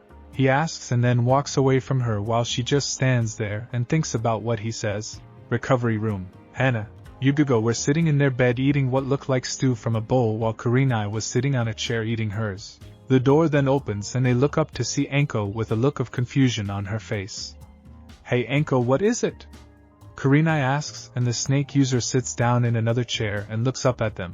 I'm just confused right now, Kurenai, Anko says, and the red-eyed woman blinks for a while.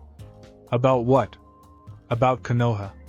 I'm starting to have second thoughts about that place, she says, making all three kunoichi's eyes widen. What do you mean, Anko? Yugao asks. I don't think I want to be a Konoha nin anymore, she says, and their eyes become even wider. What? Anko, are you serious? Kurenai yells, only for her to nod. Why, Anko? Yugao asks in a serious tone. Anko brushes her hair back and looks at them with an even serious tone. You should know why, Yugao. All three of you should know, she said while they flinch and Kurenai tries to be the voice of reason. But Anko, Konoha is your home, and she tries to say but then stops when she hears a bitter laugh come out of her. Oh, shut up, Kurenai. That shithole is not my home. It never has been after that bastard marked me and left me to pay for his actions, she said, and Kurenai cringes from the sound of her voice. I know your life has been bad, Anko, but what? Snapped Anko, but what? You have no idea what kind of bullshit I've had to go through in that ing village, Kurenai Yuichai, so don't act like you do, because you don't, Anko yelled as tears fell from her eyes, and Kurenai looked down at the ground knowing she was right.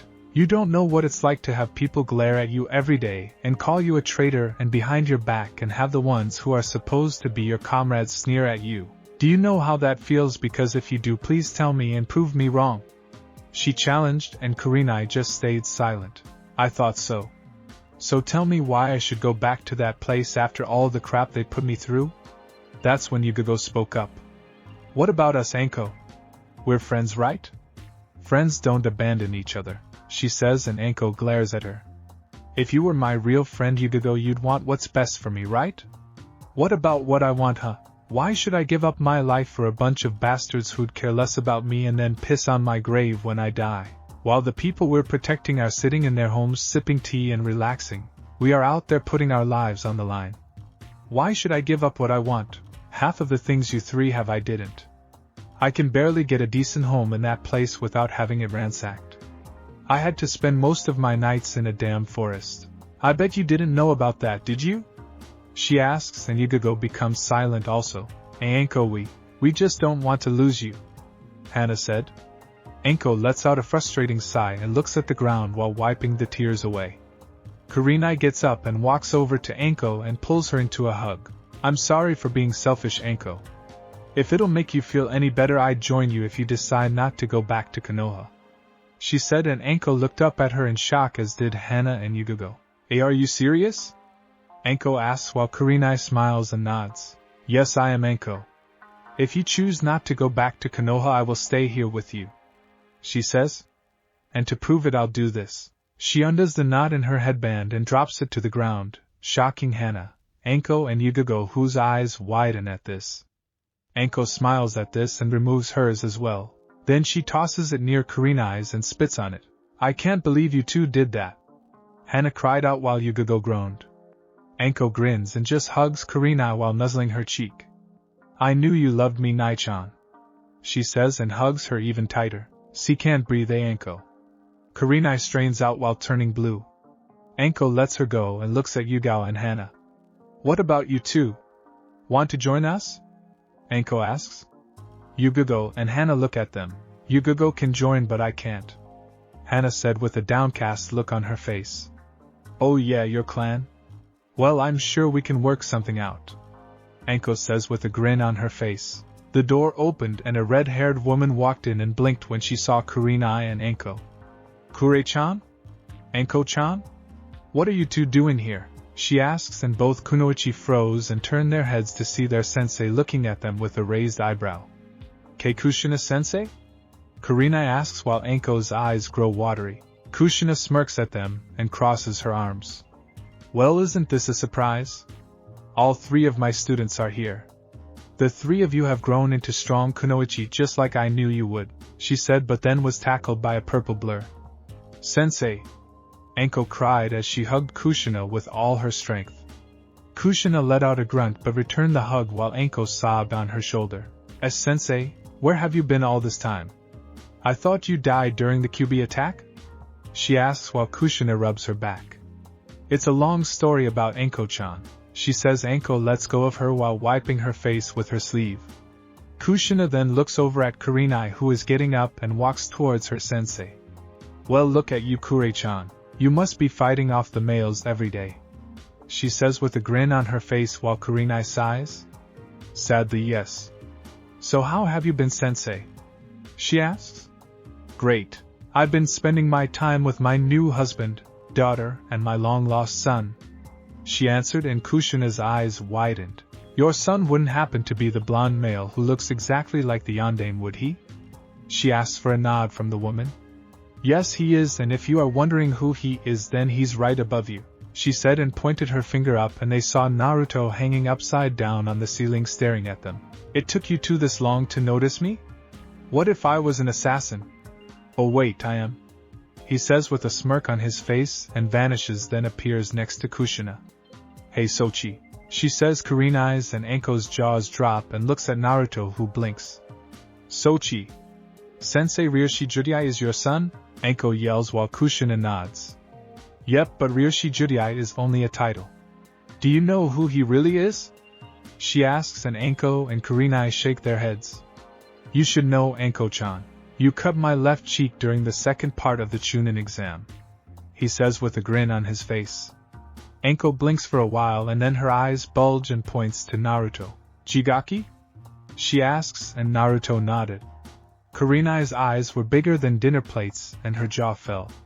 Naruto! Kurenai cries out. Hey Kurenai, san, how have you been? He asks. They look at him like he's a ghost.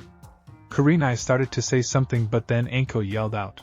What the hell happened to Yugaki?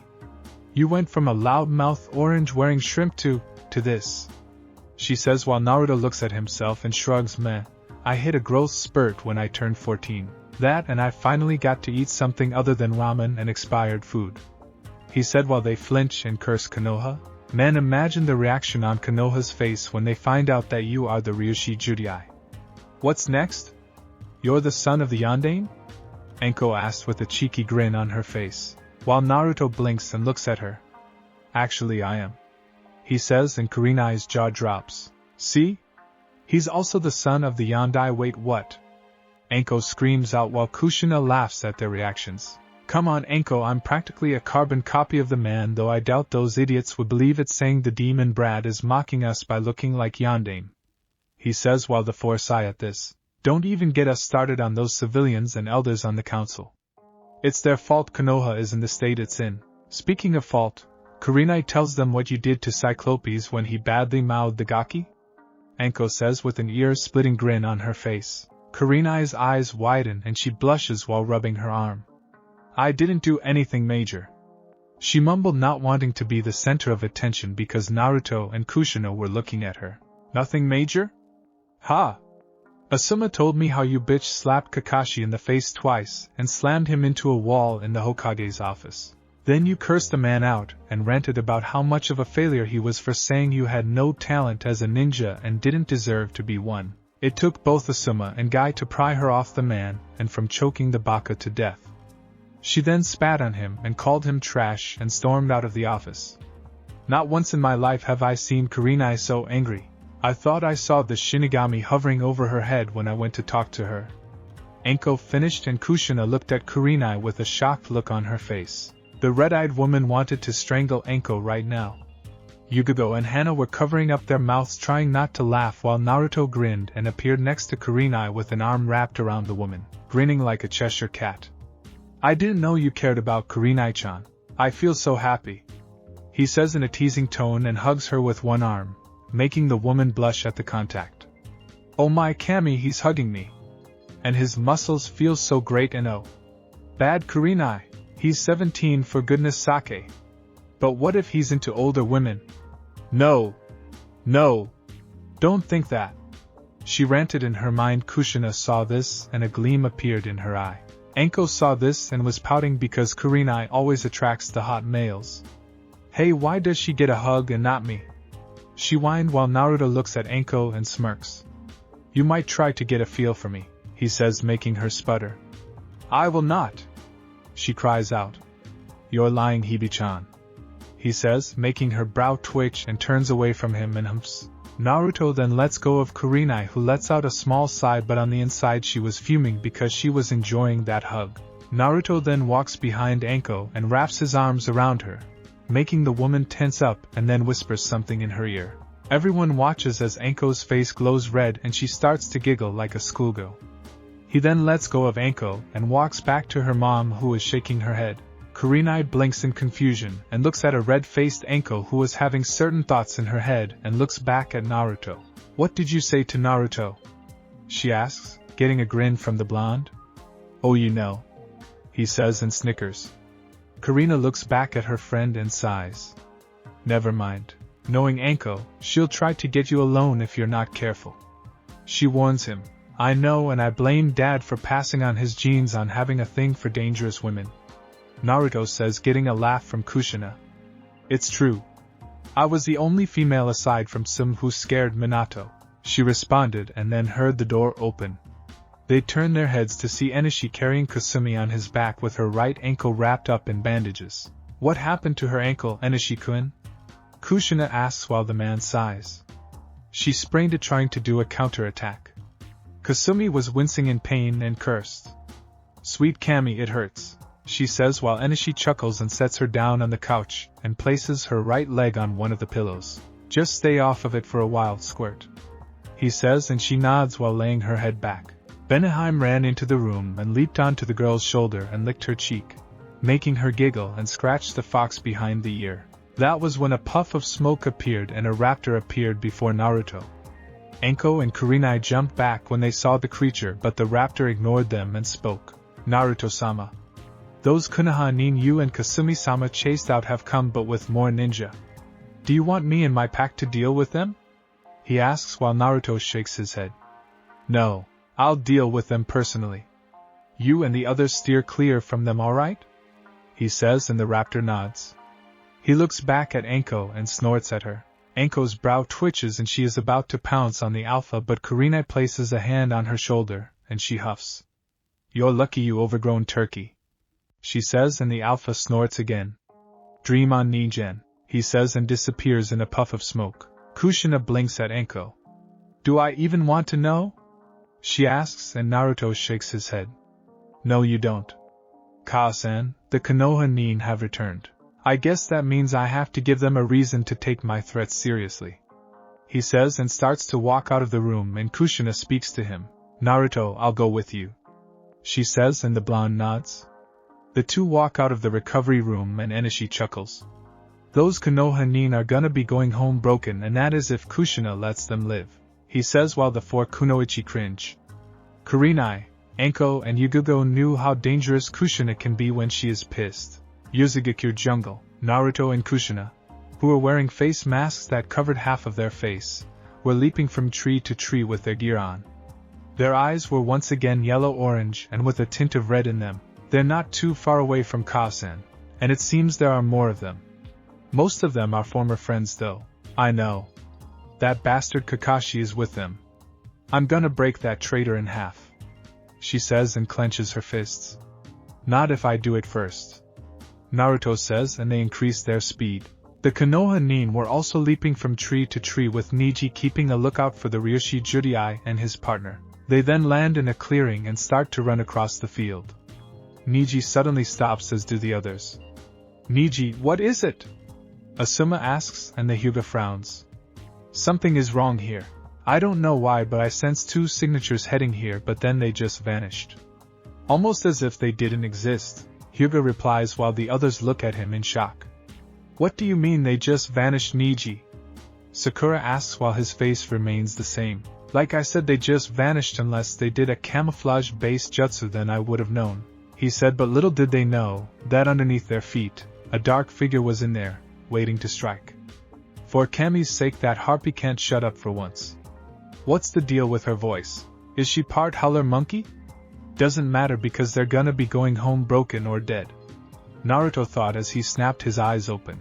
Kakashi tenses up and leaps away from his position, as does Guy and Asuma. Hey! All of you move out of that spot!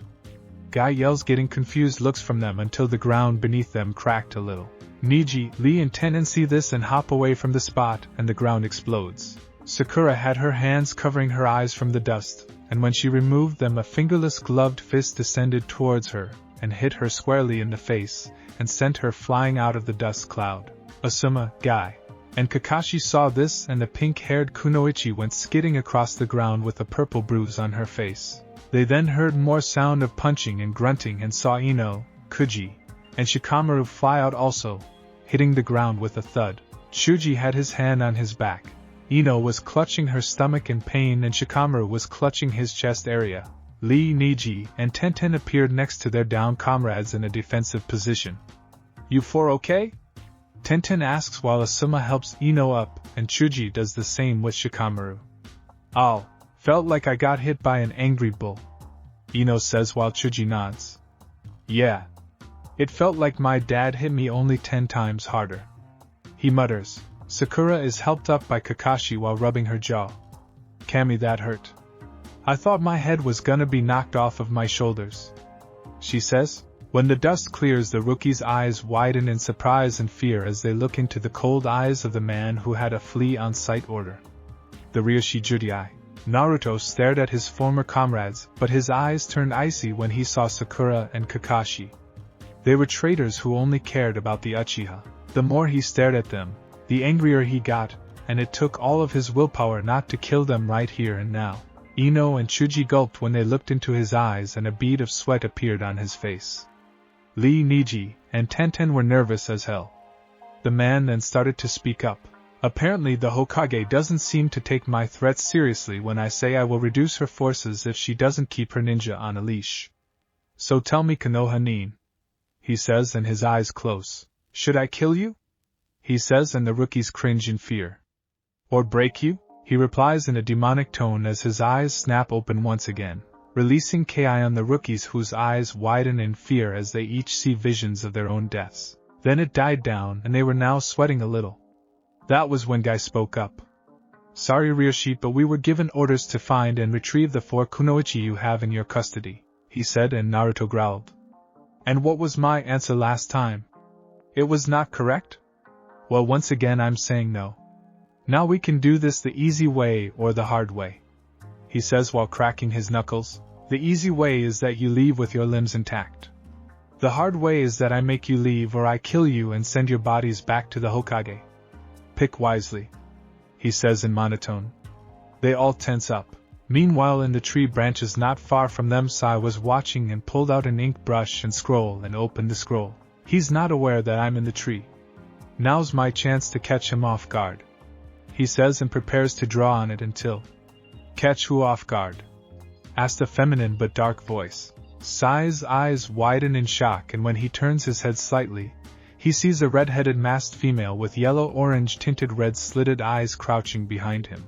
In the field, Asuma was about to speak up until they heard an explosion from the opposite side of the forest. The Konoha nin's eyes widen when they see Sai flying out of the dust cloud and landing onto a hilltop while skidding back a few feet. Kushina appears near his face, and before he could react he was kicked in the chest hard and was sent flying towards the Konoha nin. Chuji holds his hand up and it expands. Chuji catches the ink user and sets him down. Kushina appears next to her son and glares at Konoha nin. How dare you scum enter our lands? Who do you think you are? She growled out while they cringe at her gaze. Kakashi spoke up. We are here too, he said, but was cut off. I wasn't talking to you, trash, so shut up. She growled and glared at Kakashi. The Cyclops' fingers twitch at being called trash by this redhead. I thought my partner made it clear to your leader to keep you fools in check, she says and reaches for the hilt of her blade. I guess we have to send you back in body bags to teach her a lesson in taking warnings seriously, she says, and they tense up. Damn it, Asuma says and pulls out his trench knives. All of you stay on your toes and work as a team. Do not get distracted for even a second, otherwise you can consider your lives over. Asuma calls out and the rookies nod. Kushina scoffs at them and speaks. Do you fools honestly think that your numbers will beat us? You brats are nowhere near our league, Kushina says as she looks at the rookies. Don't get why they might surprise you with their teamwork, Naruto says, and she nods. The Konoha nin and the hunters stare each other down. Suddenly the two of them vanish in a blur. Kakashi tries to pull his headband up to reveal his Sharingan, only to get punched in the chest by the Ryushi Juriai and sent skidding backwards. Sai pulls out his tanto and swings it at the hunter's head, but he ducks from the slash and spears the pale root in the solar plexus with his shoulder, making the ink user cough out in pain. Naruto grabs him by the back of his shirt and then flings him into Ino, who barely dodges the flying body. He then appears by her side and strikes her in her bare torso. Ino gasps out but then ducks from a roundhouse kick, but the blonde spins and leaps over her to avoid being caught in Shikamaru's Kagame no Jutsu, and the Nara curses. He then sees a round object heading for him at high speed. Naruto dodges the rolling human boulder, and Choji turns his body and heads for Naruto again. Naruto smirks and his hand glows blue and charges at the Akimichi. He then s his fist back, and when he launches his fist at him, he punches the rolling ninja hard and sends him flying into the air and in a lake, making a large splash. Chuji, Ino cries but then is kicked in the back by Ryushi and she crashes into Shikamaru, who went tumbling backwards. Pathetic, he says, and sees Kushina duck from a slash attack from Asuma's trench knife and plants her hand on the ground, lifts her body and pushes her feet forward, performing a mule kick into the man's torso and sending him flying. Niji and Lee try to flank her and strike her blind spots, only for the redhead to intercept Lee's fist and leap over Niji's and avoid his palm strike to her head. She grabs his arm and when she lands, twists it and then grabs the back of his collar. She sees Tenten head towards her with a bow in her hand while twirling it. Kushina spins around twice with Niji and flings him towards Naruto, who roundhouse kicks him in the jaw, making his body twirl into the air and crash into the ground. He then sidesteps an incoming punch from Sakura and knees her in the gut. The pink-haired weakling keels over and gets backhanded in the face by Naruto. Weakling, he says, and blocks a kick from Guy. The man then launches a right hook to Naruto's face, and the blonde avoids it. Naruto gets his fist back and sends it towards Guy's skull, but he ducks and does a sweep kick at Guy's feet. The spandex wearer leaps over the attack and performs an axe kick and brings it down on Naruto's head. Naruto rolls to the left, and Guy's attack creates a small crater. Naruto wastes no time, jumps into the air and performs an aerial kick angled downwards at Guy and ascends towards the man at an incredible speed. Guy sees it and barely manages to avoid the impact. A cloud of dust and debris rises into the air, and the ground shakes a little. Naruto then appears out of the dust clouds and charges at Guy full speed. Guy does the same and engages Naruto in a high-speed taijutsu fight. Kushina was blocking and parrying Tenten's attacks with her katana while the weapon's mistress was performing a series of swings and thrusts. Kushina avoids 2 strikes which go for her head and leaps over her and lands behind her. She then lands and swings her sword down at her, but Tenten blocks it with her bow staff and Kushina smirks under her mask. Well, at least some of the kunoichi in Konoha have skills, she says, and Tenten narrows her eyes. What's that supposed to mean? She asks, and Kushina tilts her sword up and flings the bow staff away. She then sends a kick towards Tenten, who does a series of back flips and lands back on her feet. Oh please, half of the kunoichi that are your age are a joke. They care more about their looks, she starts to say, until Sai tries to roundhouse kick her from behind, and the kunoichi ducks as the attack passes, and she strikes him with a chakra-enhanced kick in the torso, sending him flying backwards and into a large rock. Then they do their training. Why are you not like the other 2? She asks, and Tenten glares at her. Don't you dare put me in the same category as those 2. She pulls out a scroll and summons a katana out of it. She then twirls it and charges at Kushina at full speed. The 2 of them engage in a kenjutsu battle with Kushina, who was performing a series of slashes, thrusts, and parries as was Tenten, but Kushina was using only one hand. I've been training to become a real kunoichi since the day my parents taught me how to throw a kunai. Those 2 are an embarrassment to not only the real kunoichi but to women everywhere. I am not a helpless little girl who needs a male to save me. I'm the real deal lady, unlike those 2 pampered girls, she says, and swings her katana at Kushina's side, but she blocks it with the flat end of her sword. I see, she says, and then swats Tenten's sword away, shocking the sword mistress. She then sheathes her sword and grabs Tenten's arm and twists it behind her back, making the girl wince in pain. Kushina then wraps her arm around her neck and puts the girl into a chokehold. Tenten lets out a gurgling sound and grabs Kushina's arm and tries to pry it off, but her grip was too strong. You are strong, but you have a long way to go before you're at my level, Tenten Higurashi, she says, and her eyes widen. How do you? She started to say, until Kushina releases her neck and arm and then kicks her away, and then stops an incoming kick from Lee and a palm strike from Niji by grabbing his wrist and Lee's ankle. She then smirks and starts to spin while swinging the shock taijutsu user around the air. She then stops and slams Lee into the ground face first, and she grabs Niji by the neck and slams him into the ground hard, creating an imprint of the boy. Nice try, she says. She then hears a bone-shattering punch and a scream at Naruto's direction, and sees Kakashi get punched in the ribs by a chakra-enhanced punch, and then keels over from having 4 of his ribs broken. Naruto kicks him squarely in the jaw and he hits the ground face first. Asuma sends a right hook at the blonde hunter, but then the hunter blocks it with his palm and strikes the man in the side with an elbow. Guy swings a right hook at his face, but Naruto crouches down and plants his hands on the ground. He pushes his lower body forward with his legs spread out and locks them around Guy's waist, shocking the man. Naruto smirks under his mask, and then he twists his lower body and swings it around with Guy still locked in his legs, and he then flings the man at Asuma, and they are sent tumbling through the grass. He then sees Chuji in the air with his arms expanded, and he comes down performing a hammer fist at Naruto, who leaps back as the move creates a small crater. Chuji then gets up and starts swinging a series of left and right hooks at the hunter, but he ducks and evades them. "Girl, hold still," Chuji yells as he swings another right hook. Naruto stops and grabs the enlarged hand, shocking Chuji, who then tries with his left, but Naruto catches it also and squeezes both hands tightly. Chuji struggles to push his arms forward, but Naruto lowers the fists down slowly as the Akimichi continues to struggle. Naruto then smashes his forehead into Chuji's, stunning the bulky nin. He then performs a left and right hook onto his face, and then punches him into the gut hard. Chuji spits up saliva and Naruto grabs him by his mane and flings him over to Ino, who barely catches him, and they both skid back a little. That was a bad move on them because Naruto appears before them and kicks Chuji in the stomach with enough force to send both him and Ino flying. Shikamaru had a look of shock on his face. Unbelievable, this guy is too strong and too fast. He doesn't let his guard down for even a second. He ran into his mind, but then Naruto vanishes and palm strikes Shikamaru in the face, sending him backwards. "You shouldn't daze off, Nara," he says as Shikamaru crashes into the ground and darkness consumes his vision.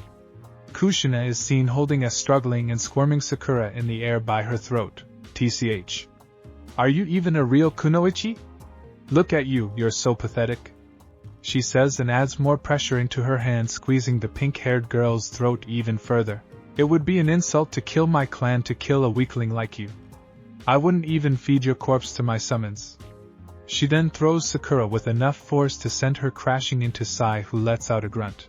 Naruto then appears next to his mother with a bored expression on his face. Niji and Lee struggled to get out of their imprints on the earth. Tenten was rubbing her sore back and Kakashi was now clutching his left side. Asuma and Guy were panting heavily and had bruises on their faces. "Damn it. We can't fight them like this. They're too strong. We have no choice but to retreat," Asuma says and Guy nods. "Yes. I agree," he says, and Kakashi just grunts out a hi. That was when Naruto decided to speak up. "I suggest you leave now while your limbs are still intact with your body's Konoha nin. This is your last and final warning. Next time I will kill you and your heads will be mounted on my wall," he says, getting looks of horror from them. Asuma gulps and nods. Chuji appears with Ino's and Shikamaru's unconscious forms under his arms. "Let's go, everyone. This mission is a failure," he says, and they all nod and shun Shin away. Naruto looks at his mother and smiles. "Well, that was fun. I got some exercise from kicking their asses," he says, while Kushina eyes smile back. "Come on, Sochi, let's go back," she says, and they shun Shin away. Underground compound. Kasumi was talking to the four kunoichi about the times when her, Naruto, and their parents traveled around the elemental nations hunting missing nin and meeting new people. Enishi was sleeping on the couch with a Playboy magazine covering his face. The four kunoichi were amazed and Anko spoke up.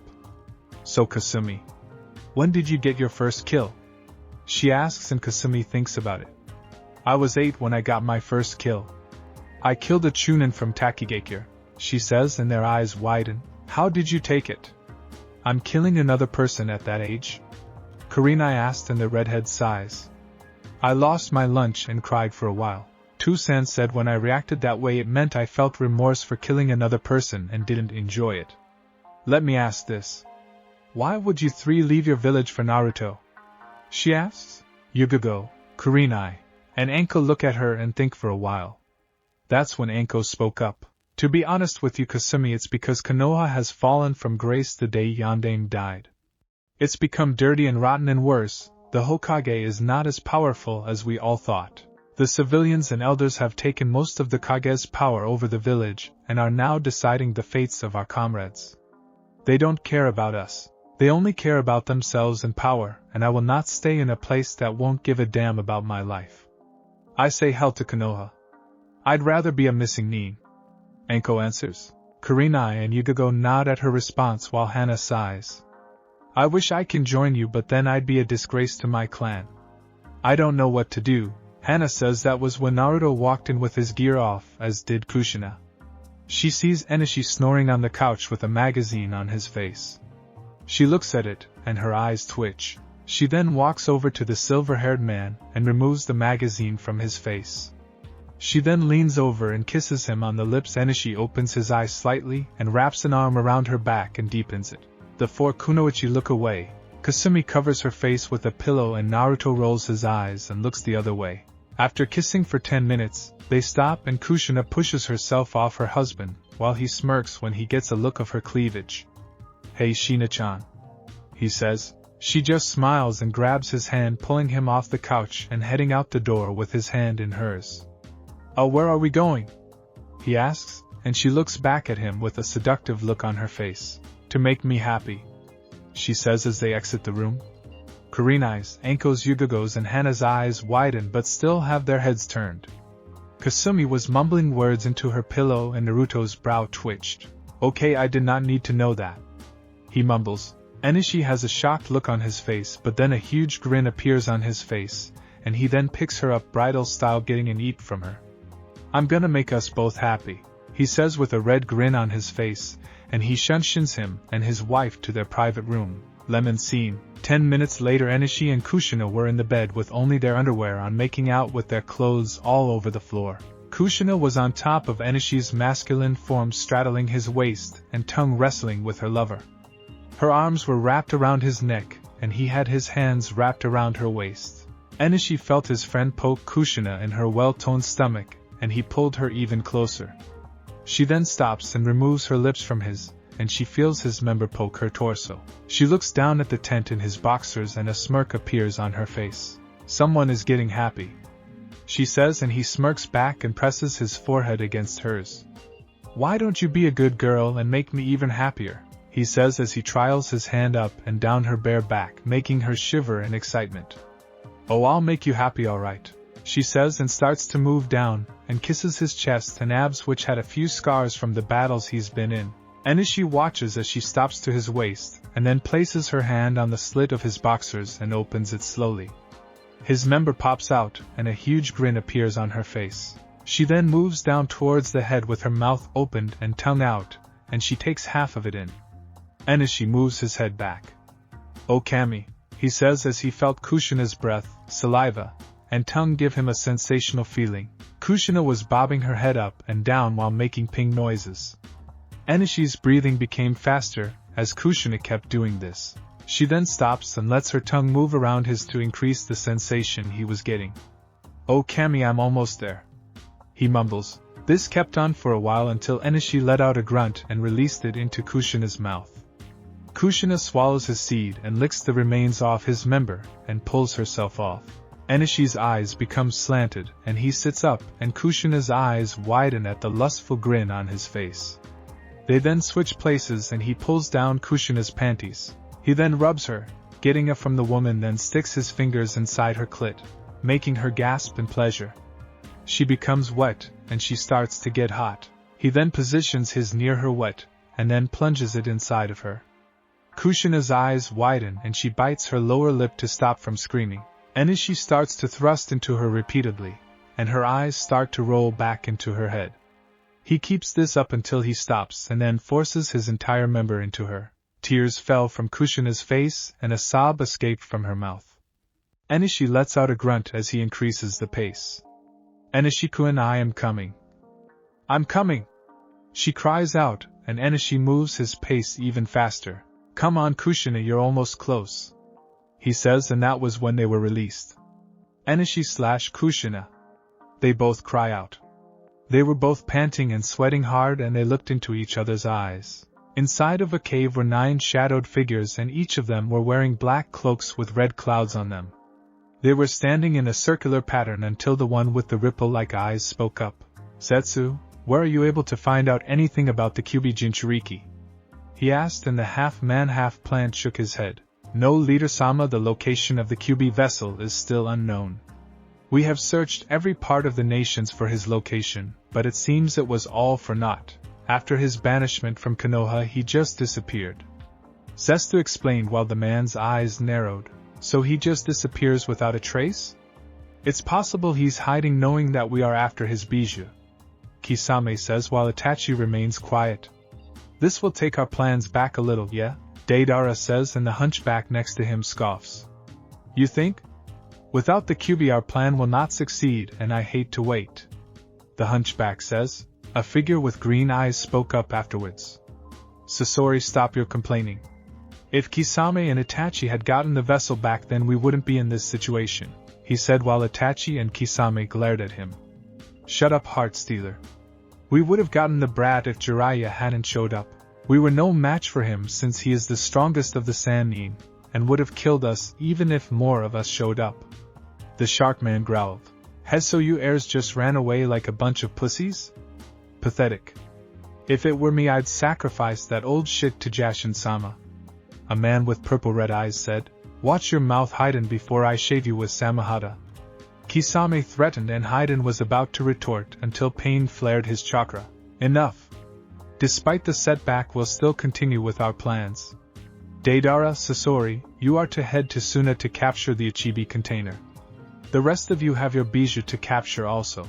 The QB container will be the last we go after if we manage to find him. You are all dismissed, he says, and the 7 members vanish. Conan looks at her partner and speaks. This isn't good, Pain. With QB's disappearance we can't complete I know Conan, but until the boy shows himself we can do nothing, he says, and they also vanish from the cave. Uzumaki underground compound. Naruto was in the armory sitting in a chair sharpening the metal head of a spear with a smooth rock. After doing that for a few minutes he looks at the throwing weapon and analyzes it, looking for any scratches or chipped edges. He then gets up with the spear in his hand and twirls it a few times while he heads to a target. He stops twirling it in his hands and looks at the target for a while. A smirk appears on his face, and he rears his right arm back, and then with a quick throw he sends the spear soaring at the target. Shuck, the head of the spear hit the bull's eye and went through the target and pinned it on the wall. Naruto looked at what he did and smiled. Awesome. The spear penetrated the wall, he says as he walks over to the impaled target and pulls it out while the target falls to the floor. He inspects the head of the spear and twirls it. Not a scratch on it, he says to himself, and then places the spear back on the weapons rack. He heard a whistle and turned his head to see Anko, who was leaning against the wall smirking at what she saw. Remind me to never get in your line of fire, Naruto, she said, getting a chuckle out of him. I didn't throw it using my full strength, Anko. If I had, then there would be a series of holes going through the compound, the blonde hunter stated. Anko's eyes widened in awe when he said that. I don't know whether to be impressed or scared. I feel sorry for the bastard that ends up being your prey, she said with a grin on her face. Naruto watches Anko look around and check out the different weapons. I have to admit, these weapons are pretty amazing. You've been trained in using all of these? She asks, and Naruto nods. Hi, I have. Ka-sen and Enishi were slave drivers when it came to mine and Kasumi's training, he says. Anko blinks, wondering what type of training he had to go through. Was it that bad? She asks. If I had to pick spending my life in the forest of death over their training, I'd pick the forest of death, he answered. Anko nearly fell over when he said that. Are you serious? The forest of death is one place you don't want to live in. Why would you pick that over training? She yelled. Naruto smiled, revealing his canines, and spoke. Believe me when I say the places I've been to and trained in make that place look like a kiddie park, he says while her jaw dropped. I can tell you're not kidding. Kushina-sensei was a sadist when it came to training me, Nai-chan and Yu-chan. I can't even imagine the torture she must have put you through. You poor unfortunate bastard, she says as she walks over and pats him on the back. I lived, and that's what counts. I think she scarred Kasumi for life though. Whenever Enishiyu mentioned the word dodge she'd twitch and have her hand on her kunai pouch, he replied while in a thinking pose. Anko's eyes were now owl-shaped. That poor girl, she muttered, and her face returned to normal.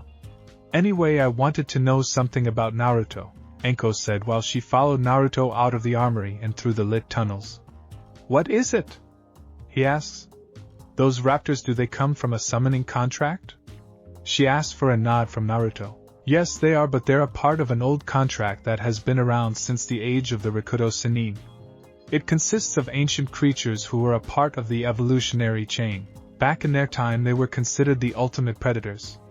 Raptors are not just hunters, they act as a team and are smart. Facing one of them would be impossible because of their claws, but to face more than one is beyond suicide. They'll rip you to shreds before you even have a chance to scream. Trust me when I say being killed by a pack of raptors is the worst death you can ever have, Naruto explained. Anko was speechless. So I guess wandering the jungles here alone would be a bad idea, right? Naruto nods and smirks. Yes, but there are creatures out there that are more dangerous than the raptors, he replies. Wow, and what about your eyes? They changed when we faced you and your sister not too long ago.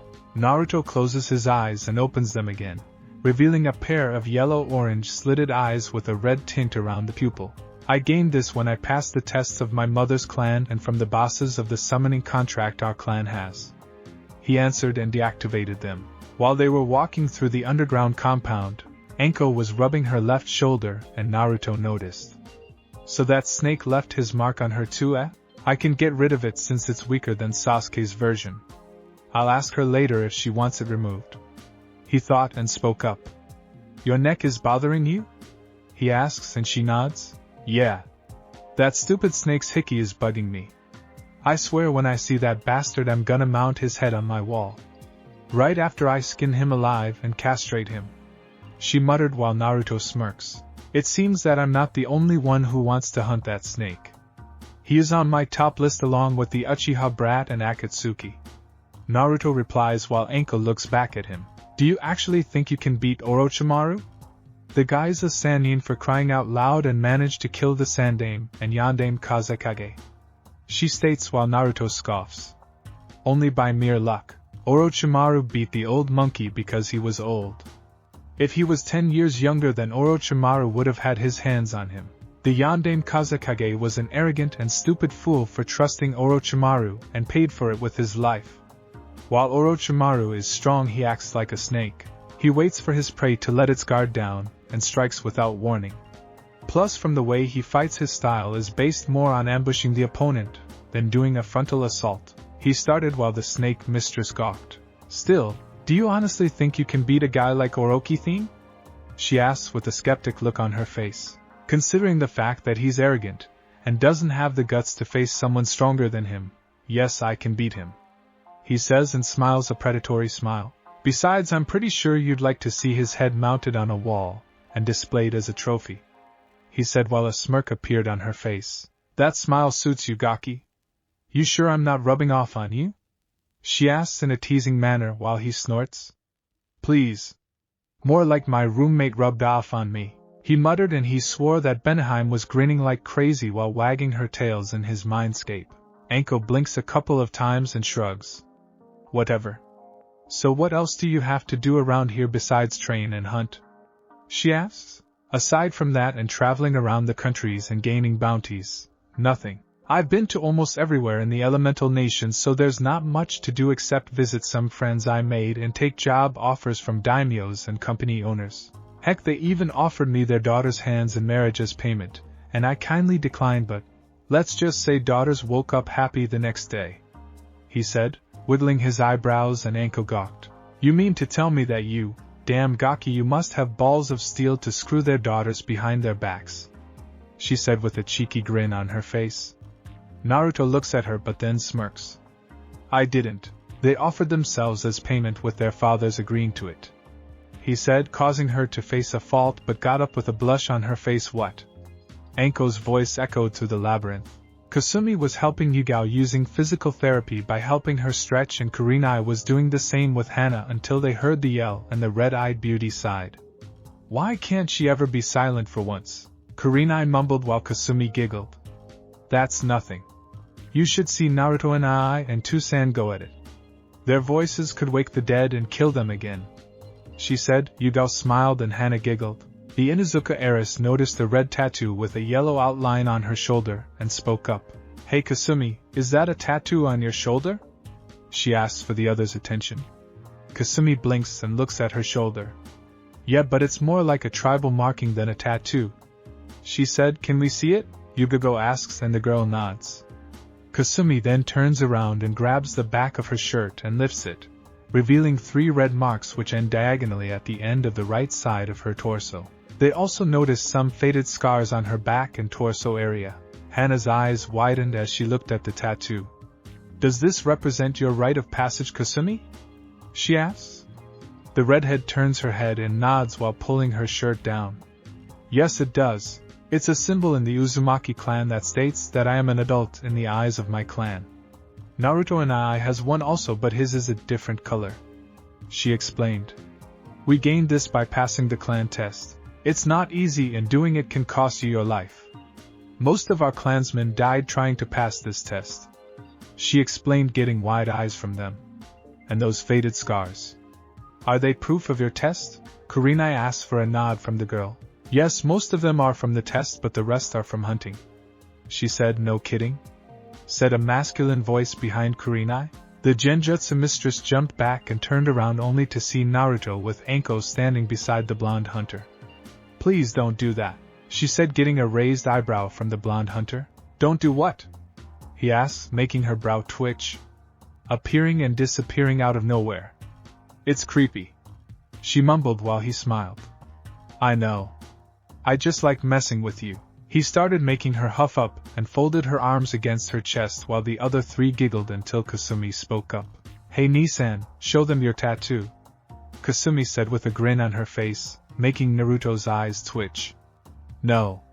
Why not? Hana whined, wanting to see what his tattoos and body looked like. Because if I do, a certain someone in this room will harass me. He answered and got slapped on the shoulder by a blushing Anko. She muttered but then jumped when he popped her in the with his hand. Behave or I'll put you over my knee and spank you, he said, wagging his finger in front of her face while she pouted.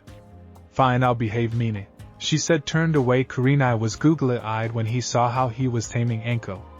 How do you keep her under control like that? She asks while Kasumi giggles and speaks up. Naruto can tame just about any dangerous creature in the jungles here. If he can deal with them, then dealing with your friend is not a difficult task, she answered. Naruto looked at Hana and Yugao and spoke up. So how is your recovery going? He asked the two. Fine. My ribs are close to recovering, but it hurts to bend and stretch, so Kasumi-chan is helping me using physical therapy. Yugao answered and Hana nodded. Same here. I only have minor headaches now, she responded. I see. That's good to hear you're both recovering well. You should fully recover in a couple of days, just be sure not to strain your bodies, he says, and they nod. Kurenai and Anko go and help Hana up. Naruto walked over to Yugao, who blinked but then beeps when he scoops her up in his arms and holds her bridal style in his arms. Said female Anbu had a small blush on her face while Anko, Kurenai, and Hana glared at them while he carried her to the bed and gently placed her down on it. Thank you, Naruto-kun, she said. No problem, Yugao-chan, he said while Hanwon leaped onto the bed and curled up into Yugago's lap and yawned. Naruto blinks and looks at the ferret. Hanwon, where have you been? He asks. Hanwon looks at him and squeaks, making Naruto chuckle and stroke her ear. You should really stay out of Enishitu's secret stash. He'll turn you into a scarf or pelt if he catches you, he says until they hear a loud voice. Damn it, Naruto, keep that weasel out of my stash or I'll turn her into a scarf. The silver-haired merc yelled, making Naruto and Kasumi snicker. Honestly, Tusan should know he can't hide anything from anyone. She can find and steal anything she can get her paws on, the redhead said while Naruto went over to carry a blushing Hana over to her bed and gently placed her down while Anko and Kurenai fumed for a while. Ano. Naruto-kun? Hana says, and Naruto looks at her. Yes? He asks. Do you think it'll be possible for you to send a letter to my Ka-san about my well-being? I'm pretty sure she's worried sick about me, she asks while Naruto thinks about it and nods. Sure, I'll send her one via summon. It's the least I can do since your mom let me hide in the cabins near your clan's compound when I was younger, he said, getting a smile from her. Thanks, Naruto-kun, she says, and he smiles back. You're welcome, he says, and walks over to the table and pulls out a small scroll with an ink brush and ink, opens it, and starts to write in it. A few seconds later he seals it back up, bites his thumb and places it on the ground. Kuchios, he says, and in a puff of smoke, a green and yellow monitor lizard with yellow slitted eyes appeared. You summoned me, Naruto-sama? The lizard asks, and the blonde nods. Yes, I need you to take a whiff of the girl with the tattoos on her face's scent, and take this letter to Konoha to Itsum Inuzuka, he orders, and holds the small scroll in front of the monitor's face. Said reptile grabbed the scroll and swallowed it before dispersing. Well then, I think I'll go visit Gaara and see what he's been up to, he says, making the four females blink in confusion. Gaara? The Godame Kazakage? Kurenai asks, and Naruto nods. Yep, I happen to be on good terms with him after that kicking I gave him a few years back. Heck, I even assist some of his Hunter Neen and ANBU in missions. Hey sis, you wanna go to sauna? He asks, with his answer being a groan. No, but you'll just drag me with you, right? She asks for a nod and an evil smirk from her brother. Damn it. I really don't like traveling to Suna. I hate sand. Do you know how uncomfortable sand is when it gets into certain parts of your body? I hate it. That's why I stay away from the desert. She mumbled. It up, you big baby. Don't complain just because you end up getting sand in your trousers and walk around funny, he said, but then ducks when a chair flies, pats his head and shatters into pieces when it hits the wall. Shut up. You didn't have to say that out loud, you ass. She yelled with her face as red as a tomato. I'm your big brother, sis. I can embarrass you whenever I want to, he says with a cheeky grin on his face while a tick mark appears on her face. I swear one of these days, Aniki, I'm gonna get you, she mumbles and sunshine away while he laughs. I look forward to it, Emuto, he says and shins out of the room also. Kanahigakure Inuzuka compound. Sim was sitting on a couch looking at a picture of her and Hana, who was 11. She is in front of the camera grinning with the Himera triplets sitting in front of her. Said triplets were laying on the floor near Sim, and one of them whitened while looking up at the sad matriarch and nuzzled her arm with his nose. She looked down and smiled sadly. I know. I miss her too, she says. Kiba walks into the room limping due to the fact that Kasumi struck him hard in the nuts with her kick and had to be on temporary leave. Kiba, however, was pissed and embarrassed because of what happened. Damn that female hunter. She didn't have to kick me that hard, he muttered as he walked back up the stairs, but yelped when he tripped on one step and fell. Sim chuckled when that happened and felt sorry for her youngest pup. Hopefully he hasn't lost the chance to have kids from that kick, she says, making Kuramaru, who was sleeping on the couch, snorted. That was when a puff of smoke appeared in front of Sim, making her, the triplets, and Kuramaru spring up and prepare to fight whatever came out of the smoke. When it clears, they see a monitor lizard looking up at them and blinks a few times. Saminuzuka, he says, making her blink a few times. Yes? The matriarch asks. I have a message from Ryoshi Judiai about your daughter Hana Inuzuka, he answered. Her eyes widened and had a look of worry in them. What about my daughter? Tell where he has her now, or I swear I'll turn you into a wallet and feed your remains to my partner, she demanded while Kuramaru growled. The monitor lizard flicks his forked tongue and tilts his head. No need for threats, Sim-san. I'm just a messenger, he says politely, and his neck expands, and when he opens his mouth, a scroll comes out and lands in front of Sim. That scroll will tell you everything, Sim-san, he says, and disappears into a puff of smoke. Sim picks up the scroll and carefully unrolls it, praying that her daughter's remains weren't in the scroll, but to her shock it was a letter, and starts to read it. Saminuzuka, in case you're wondering, this is the Ryoshi Judiai, and before you freak out, I'm informing you that your daughter is safe and sound. She is currently recovering and will be able to head back to Konoha in less than a week. Her injuries were not fatal, but they were serious, so I treated her and her partner. You also have two choices. I can have my summons escort your daughter back to Konoha so she won't classify it as a missing nin, or you can head to the Yuzuno Mori and my friends will escort you to a hidden location, but do not have any Konoha nin come with or follow you, and do not inform the Hokage about this. I'll trust your judgment and pick wisely. Sincerely, Ryoshi Judiai. P.S. Thank you for the time you saved my life. I owe you and your clan a lot. Sim finished the letter. She was glad her daughter was safe, but was skeptical. She couldn't inform the Hokage or have any Konoha nin follow her. What was she supposed to do now? But what confused her the most was the thank you for saving his life a long time ago. She sat down on the couch and began to think about what she could do to get her daughter back. Kaze no Kuni Desert. In the windy and sandy desert of Kaze no Kuni, two hooded figures were walking across the desert. They were Naruto and Kasumi. While they were walking, Kasumi was holding her cloak close to her body and her eyes were squinted. I hate the desert, she says to herself. Naruto rolls his eyes as they keep walking through the windy desert. Stop fussing already, Amuto. I already told you that we can't summon you because it'll cause unwanted attention for us, he stated while she mumbled. I hate the desert. Naruto just rolled his eyes as they continued on to their destination.